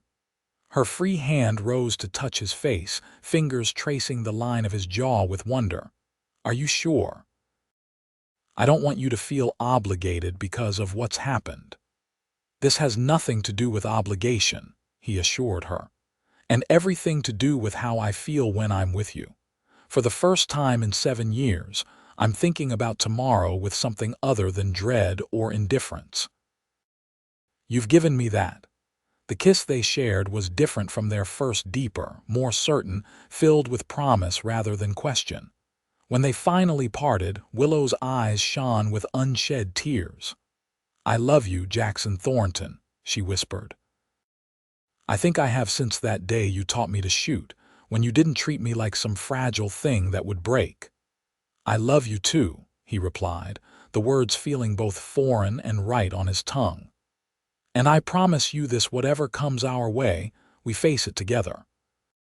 From across the campsite, Deputy Collins cleared his throat awkwardly, reminding them of his presence. "Sorry to interrupt, but I've got coffee ready if you're interested." They separated, both smiling despite the interruption. As they joined the young deputy for coffee, Jackson found himself thinking about the future with genuine anticipation, a sensation so long absent from his life that it felt almost new. The following weeks brought significant changes to the Sullivan Ranch. With Vasquez's testimony, the territorial authorities were able to obtain indictments against several Hargrove mining executives for conspiracy, fraud, and incitement to violence. The bank in El Paso, under scrutiny for its role in the scheme, quickly rescinded its demand for early loan repayment and offered a formal apology to Willow. News of the arrests reached them through Marshal Taylor, who rode out personally to update them on the investigation's progress. The marshal brought additional good news. Geological surveys had confirmed the presence of silver deposits on neighboring properties, but found nothing significant on the Sullivan land. The spring and grazing areas that made it valuable for cattle ranching were all that Hargrove had truly been after, hoping to control water access in the region. "So our ranch isn't sitting on a silver mine after all," Willow remarked after the marshal had departed. "Disappointed?" Jackson asked, only half joking. She shook her head firmly. "Not at all. I prefer cattle to mining any day. Besides, this means we're less likely to have trouble once Del Rio is caught." The casual way she said "we" and "our ranch" warmed Jackson in ways he couldn't fully express. Each day their partnership deepened, both professionally and personally. They worked side by side from dawn to dusk, expanding the cattle operation, improving the property, and planning for the future. In the evenings, they would often sit on the porch, watching the sunset paint the desert landscape in gold and crimson. Sometimes they talked about their pasts, sharing memories both painful and precious. Other times they discussed their dreams for the ranch, expanding the herd, improving the bloodlines, perhaps adding horses to their operation. "Have you written to your father lately?" Jackson asked one such evening as they sat together, Willow's head resting comfortably on his shoulder. "Yesterday. I told him about the Hargrove arrests and that you've decided to stay on." She tilted her face up to look at him. "I also mentioned that our relationship has changed." "And what did the good doctor have to say about that?" A smile touched her lips. "His exact words were, 'It's about time you both came to your senses.'" Jackson chuckled, not entirely surprised. Doc Sullivan had always seemed to see more than he let on. "Smart man, your father." He also said he'd like to visit soon, to see the ranch's progress. She hesitated briefly before adding, "And to see us together." "He's welcome anytime," Jackson said sincerely. The older man had given him a second chance at life when he'd offered that job months ago. A chance to heal, to find purpose again, to open his heart. As October gave way to November, there was still no sign of Del Rio. Deputy Collins remained stationed at the ranch, but the initial tension had eased as weeks passed without incident. Life settled into a rhythm that felt both familiar and wonderfully new to Jackson. One crisp morning, as they rode together checking fence lines on the northern boundary, Willow reined her horse to a stop on a rise overlooking the ranch. The buildings were visible in the distance, smoke rising from the chimney where Hobbs was preparing the midday meal. "It's beautiful, isn't it?" she said, gazing at the landscape spread before them. "In its own harsh way." Jackson nodded, seeing the beauty she described not despite the harshness but because of it.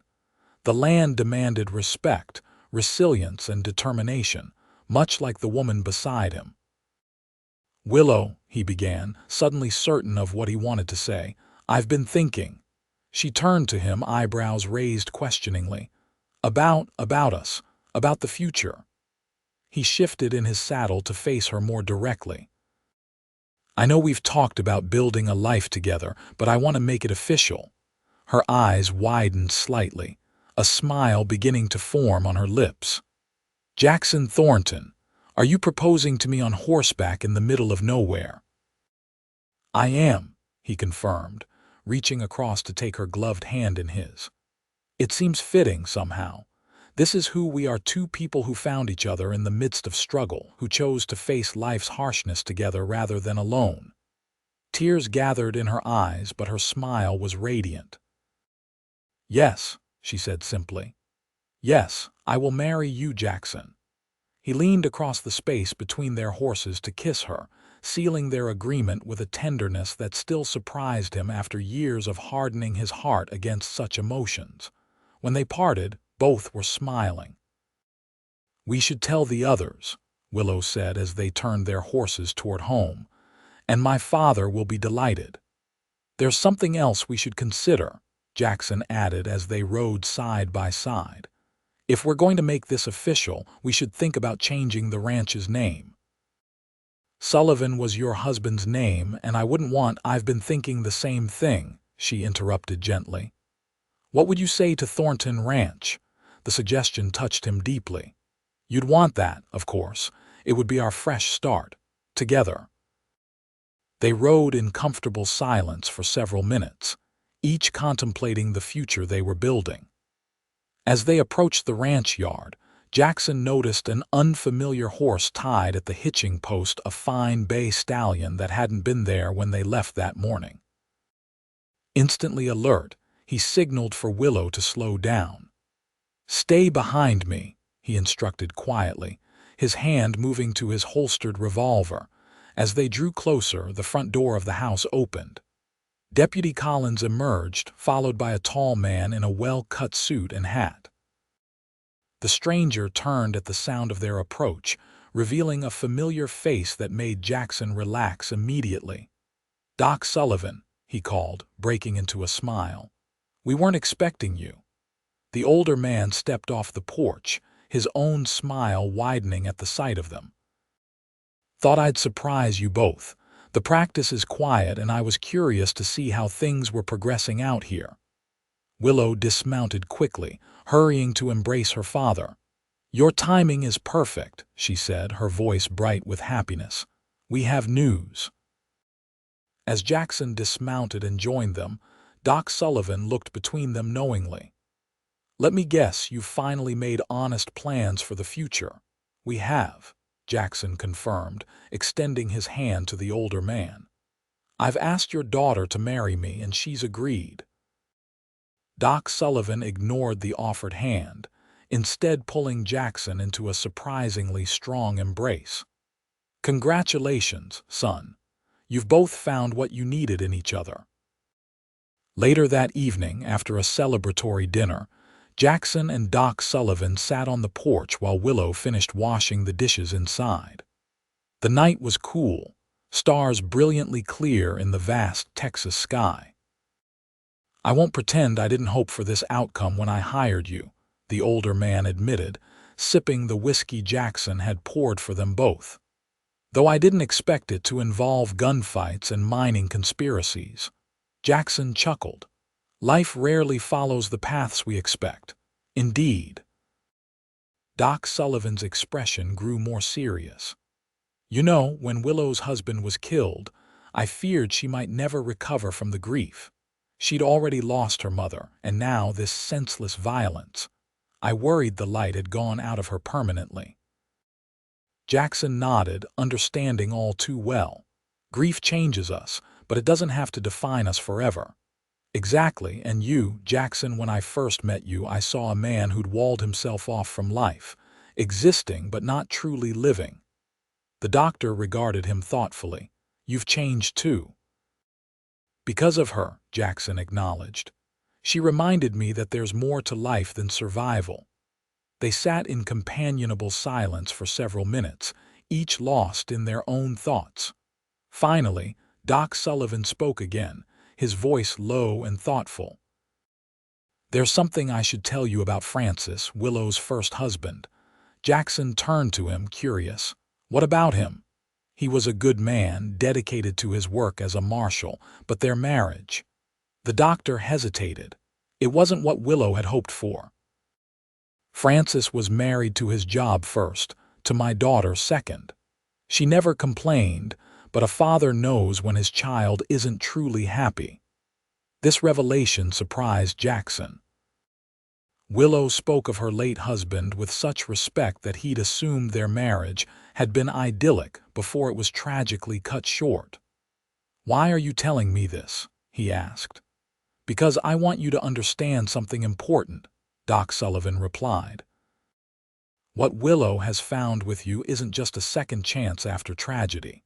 It's a chance at what she never fully had before, a partnership of equals, built on mutual respect and genuine love." The older man's eyes were kind but direct. "Don't doubt that you're what she truly wants, Jackson. Not a replacement or a consolation, but a choice made with her whole heart." Before Jackson could respond, the door opened, and Willow joined them on the porch. "What are you two discussing so seriously?" she asked, settling into the chair beside Jackson. "The future," her father answered smoothly.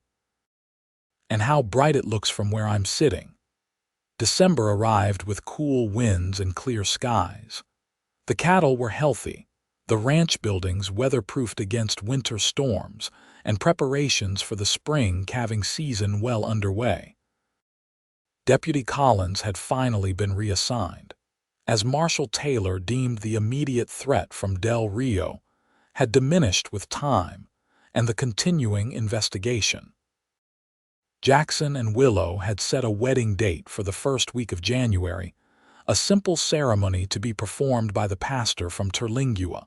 with Doc Sullivan, the ranch hands, and a few neighboring ranchers as witnesses. Willow had ordered a new dress from El Paso, and Jackson found himself looking forward to the day with an anticipation he would have thought impossible a year ago. One crisp morning, Jackson rode out alone to check on a section of fence that Grayson had reported damaged the previous day. The work was straightforward, and he enjoyed the solitude, using the time to reflect on the remarkable changes in his life. As he finished the repairs and prepared to head back to the ranch, a movement on a distant ridge caught his eye. A lone rider sat motionless on horseback, silhouetted against the sky, watching. Even at that distance, something about the figure set Jackson's instincts on high alert. He mounted quickly, changing his route to approach the ridge from a different angle, hoping to identify the watcher without being obvious about his intentions. By the time he reached the spot, the rider was gone. But the ground told its own story: fresh hoofprints, a cigarette butt still smoldering and carved into the bark of a solitary mesquite tree, a crude symbol Jackson recognized from wanted posters, the mark of Alejandro del Rio. Heart pounding, Jackson raced back to the ranch, pushing his horse to its limits. As he galloped into the yard, he was relieved to see Willow on the porch, apparently unharmed. She looked up in alarm at his hasty approach. "What's wrong?" she called as he dismounted. "Del Rio," he answered grimly, striding toward her. "He's here, or at least nearby. I saw someone watching from the north ridge, found his mark carved into a tree." Willow's face paled, but her voice remained steady. "What do we do?" "First, we send word to Marshal Taylor." Jackson glanced around the yard, assessing their defensive position. "Then we prepare. Del Rio won't wait long now that he's made his presence known." They sent Grayson to Terlingua with an urgent message for the marshal, then set about securing the ranch.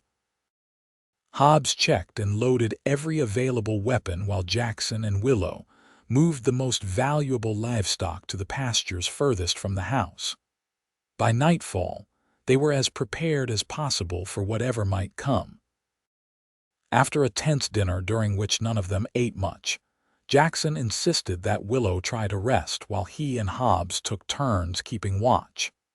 She protested initially but eventually agreed, recognizing the wisdom in at least one of them being well rested if trouble came.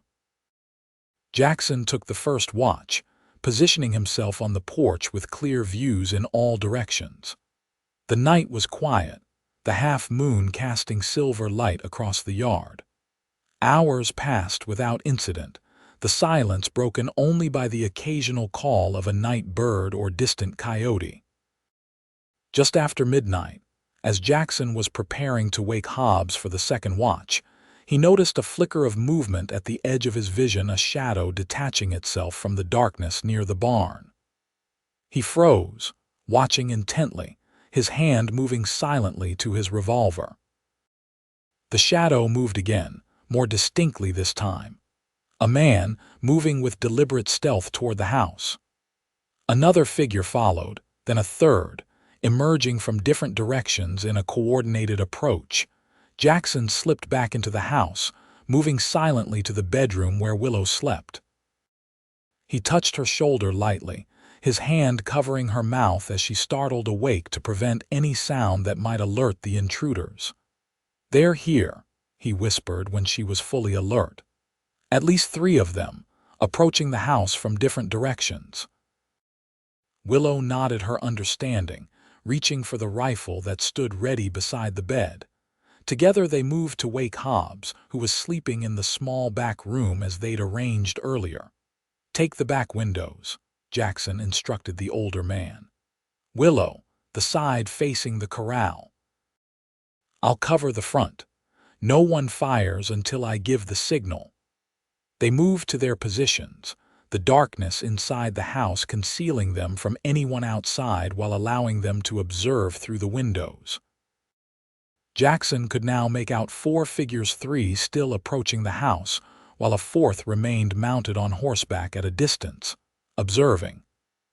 Del Rio himself, most likely, letting his men take the initial risks. The attackers were within 20 yards of the house when Jackson gave the signal, a low whistle that carried just enough to alert Willow and Hobbs.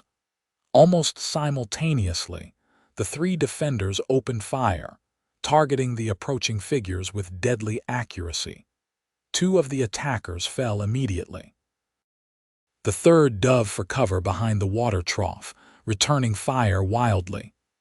From his position on horseback, Del Rio shouted commands in Spanish, then spurred his horse forward, drawing his own weapon. The night erupted in gunfire, bullets thudding into the thick adobe walls of the house or splintering the wooden window frames. Jackson maintained his position, firing methodically at any target that presented itself. From the other rooms, he could hear Willow and Hobbs doing the same, their defensive fire keeping the attackers at bay.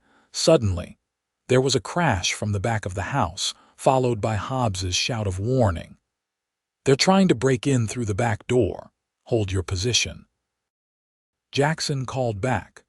"Willow, can you cover both sides?" "Yes," she responded, already moving to adjust her position for a wider field of fire. Jackson abandoned the front windows, racing toward the back of the house where the sounds of splintering wood indicated the attackers were making progress against the door. He arrived just as it burst inward, the first attacker charging through with a revolver raised. Jackson fired twice, dropping the man where he stood. A second attacker appeared in the doorway, but Hobbs's shotgun roared before the man could fire, the blast throwing him backward into the night. "Jackson!" Willow's urgent call came from the front of the house. "Del Rio is coming straight for the front door." Trusting Hobbs to secure the back entrance, Jackson hurried toward Willow's position. Through the window, he could see Del Rio advancing boldly across the open yard, firing as he came. The man moved with the confidence of someone accustomed to inspiring fear, his handsome face twisted in a snarl of rage visible even in the dim moonlight. "That's him," Willow confirmed, her rifle trained on the approaching figure. "That's the man who killed Francis." "He's mine," Jackson said quietly, placing a hand on her rifle barrel to lower it slightly. "Cover me, but let me handle him." Without waiting for her response, Jackson moved to the front door, throwing it open and stepping onto the porch, his revolver leveled at Del Rio. "That's far enough," he called, his voice carrying across the yard. Del Rio halted, his own weapon raised. "Jackson Thornton," he said, his accent thick but his English clear. "I've heard much about you. They say you're a hard man to kill." "Harder than your men, certainly," Jackson replied coldly. "5 of them are already dead. The rest have fled or soon will. It's over, Del Rio." The bandit leader laughed, a sound devoid of humor. "Nothing is over until I say it is. This woman has cost me men and reputation. Such debts must be paid." "The only debt being settled tonight is yours," Jackson countered. "For Francis Sullivan and all the others you've killed. Drop your weapon." Instead of complying, Del Rio tensed, preparing to fire, but Jackson had anticipated the move. His revolver barked first, the bullet striking Del Rio in the shoulder of his gun arm. The bandit's weapon discharged harmlessly into the dirt as he staggered backward. Before Del Rio could recover, Jackson was moving down the porch steps, his revolver still trained on the wounded man. "It's finished," he said, approaching cautiously. "Hargrove's executives are in custody. Your men are dead or scattered. There's nothing left for you here." Del Rio's face contorted with rage and pain. "It is never finished," he spat. "Even if you kill me, others will come. Men like me are always waiting in the shadows, gringo." "Not for this ranch," Jackson replied steadily. "Not anymore. From the darkness beyond the yard came the sudden sound of approaching horses, many of them, moving at speed. Jackson tensed, fearing reinforcements for Del Rio, but then a familiar voice called out. "Thornton, Mrs. Sullivan."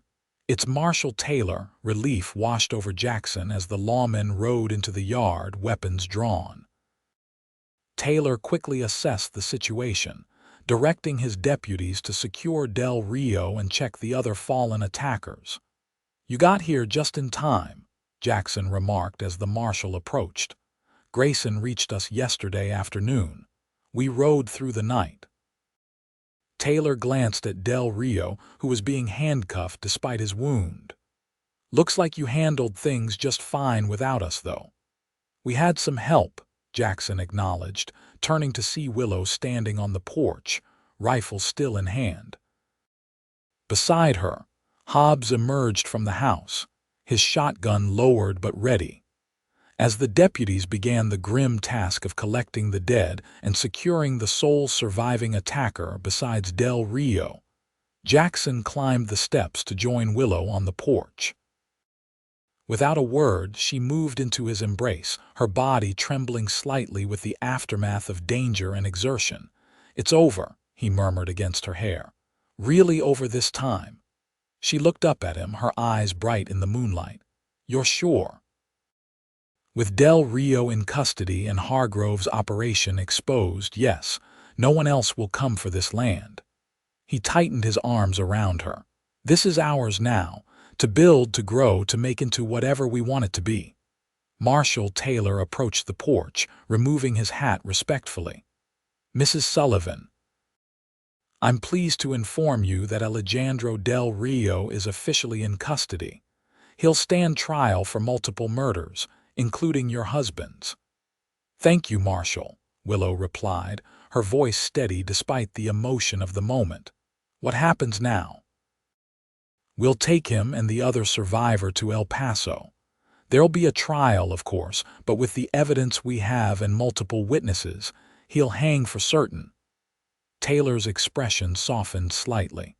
"It won't bring your husband back, madam, but justice will be served."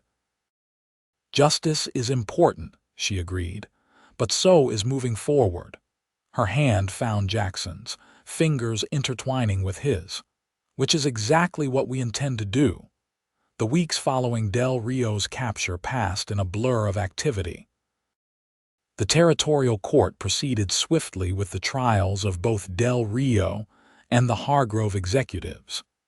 Jackson and Willow traveled to El Paso to testify, their evidence proving crucial in securing convictions. Del Rio was sentenced to hang, while the mining company officials received lengthy prison terms for their roles in the conspiracy.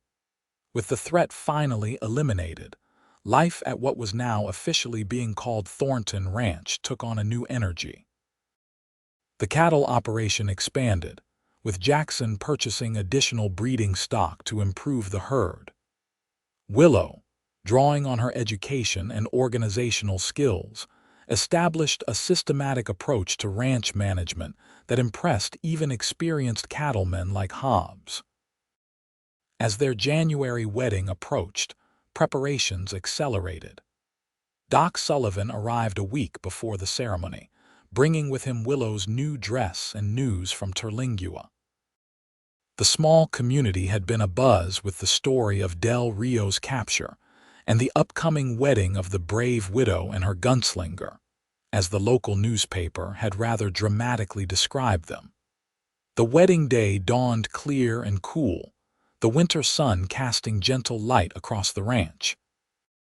Neighbors and friends arrived throughout the morning, the Coopers from the adjacent ranch, several families from Terlingua, and even Marshal Taylor, who had ridden from El Paso for the occasion.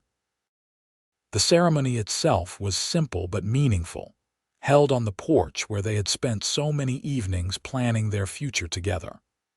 Willow wore her new dress, an elegant creation of ivory silk that complemented her copper hair and fair complexion. Jackson, uncomfortable in his new suit but determined to do justice to the occasion, waited for her with a mixture of nervousness and profound joy he would never have thought possible a year earlier. When she appeared on her father's arm, Jackson felt his breath catch. She was beautiful, yes, but it was more than that. It was the certainty in her eyes, the love and trust that shone there as their gazes met across the porch. The pastor's words were traditional, but the promises Jackson and Willow exchanged were uniquely their own vows of partnership, respect, and enduring love forged in the crucible of shared danger and triumph. When they were pronounced husband and wife, the small gathering erupted in cheers and applause.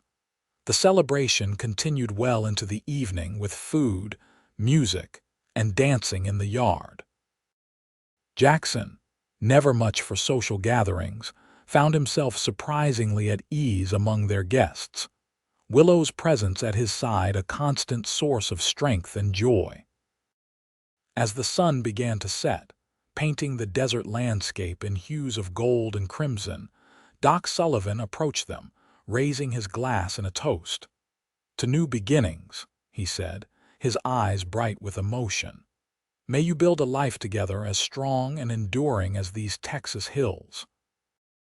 Later, after the guests had departed and they were finally alone, Jackson and Willow stood on the porch in the deepening twilight, his arm around her waist as they gazed out at their land, their home. "Happy?" he asked softly, still sometimes finding it hard to believe that this second chance at happiness was real. She turned in his embrace, reaching up to touch his face with a tenderness that never failed to move him. "More than I ever thought possible," she answered truthfully. I spent 7 years telling myself I'd never feel this way again," he admitted, his voice rough with emotion. "That I didn't deserve to, that loving someone meant only inevitable loss. And now," she prompted gently, "now I understand that the risk of loss is the price we pay for the gift of love, and it's worth it." He drew her closer, resting his forehead against hers. "You're worth it, Willow Thornton." She smiled at the sound of her new name, then rose on tiptoes to kiss him, a kiss that carried all the promise of their future together. Spring brought new life to Thornton Ranch in more ways than one. The calving season was successful, adding nearly 100 new cattle to their growing herd. The pastures greened with the winter rains, wildflowers carpeting the hills in vibrant colors. And in late April, Willow shared news that brought Jackson more joy than he had thought possible. They were expecting a child in the fall. As summer approached, they expanded the ranch house, adding rooms for their growing family and improving the facilities for the ranch hands. Hobbs remained their foreman, his experience invaluable, while Grayson had developed into a skilled cowhand worthy of increased responsibilities. They hired additional workers as the operation grew, creating a small but thriving community centered around the main ranch buildings. Doc Sullivan visited often, eager to monitor his daughter's pregnancy, and clearly delighted at the prospect of becoming a grandfather. During one such visit in August, as they sat on the expanded porch enjoying the evening coolness after a scorching day, he remarked on the transformation he'd witnessed. "When I first met you, Jackson, I saw a man determined to remain alone, convinced that isolation was his only protection against further pain." The older man gestured toward the thriving ranch and Willow, now visibly pregnant, seated beside her husband. "Look at what you've built instead, not just a successful ranch, but a home, a family." Jackson nodded, acknowledging the truth in his father-in-law's words. "I had good help," he said, his hand finding Willow's and squeezing gently. "The best," Doc Sullivan agreed with a fond smile toward his daughter. "You two heal each other. That's the most powerful medicine there is." In October, as the first cool winds of autumn swept across the land, their son was born, a healthy boy with his mother's green eyes and what promised to be his father's determined jawline. They named him Francis Jackson Thornton, honoring both the past and the present in a way that felt right to them both. Standing by the window of their bedroom, holding his newborn son while Willow rested, Jackson felt a circle closing, not an ending, but a completion. The grief and loss that had driven him for so many years hadn't disappeared entirely, nor should they. But they had been transformed, incorporated into a life now rich with new purpose and joy. Outside, the sun was setting over Thornton Ranch, the buildings and corrals casting long shadows across land that had seen both violence and healing. In the distance, cattle grazed peacefully, secure within boundaries they had fought to protect. And here, within these walls, a new family had been formed, not in denial of past losses, but in brave defiance of the fear those losses had once inspired. "What are you thinking?" Willow asked softly from the bed, her voice tired but content. Jackson turned, cradling their son carefully as he moved to sit beside her. "I'm thinking about how life surprises us," he answered honestly. "How sometimes the things we're most afraid of turn out to be our salvation." She reached out to touch their child's tiny hand, then Jackson's cheek in the same gentle gesture. "Like a harsh cowboy who refused to love," she suggested with a smile. "Exactly like that," he agreed, leaning down to kiss her forehead. "Until he met a woman with a wounded heart who made him want to try again." "I'm glad you did," she whispered. "Try, I mean." "So am I," he replied, looking from his wife to his son with a heart full of gratitude. "So am I." In the years that followed, Thornton Ranch prospered, becoming one of the most successful cattle operations in the region. Jackson and Willow welcomed a daughter 2 years after their son's birth, a spirited girl they named Margaret after Willow's mother. The family grew and thrived, weathering the inevitable challenges of ranching life with the same resilience and partnership that had characterized their beginning. Jackson never entirely lost the vigilance that had kept him alive through years of danger, but it softened, tempered by the everyday joys of family life. He taught his children to ride, to shoot, to respect the land and its challenges. But he also taught them what had taken him so long to relearn, that love, despite its risks, was the most valuable possession of all. Sometimes, on quiet evenings when the children were asleep, and the ranch peaceful under star-filled skies, Jackson and Willow would sit together on the porch where they had exchanged their vows. They would talk about the day's events, plan for the future, or simply enjoy each other's company in comfortable silence. And in those moments, Jackson would marvel at the journey that had brought him from desolation to such abundant life, all because a wounded woman and a harsh cowboy had found the courage to try again.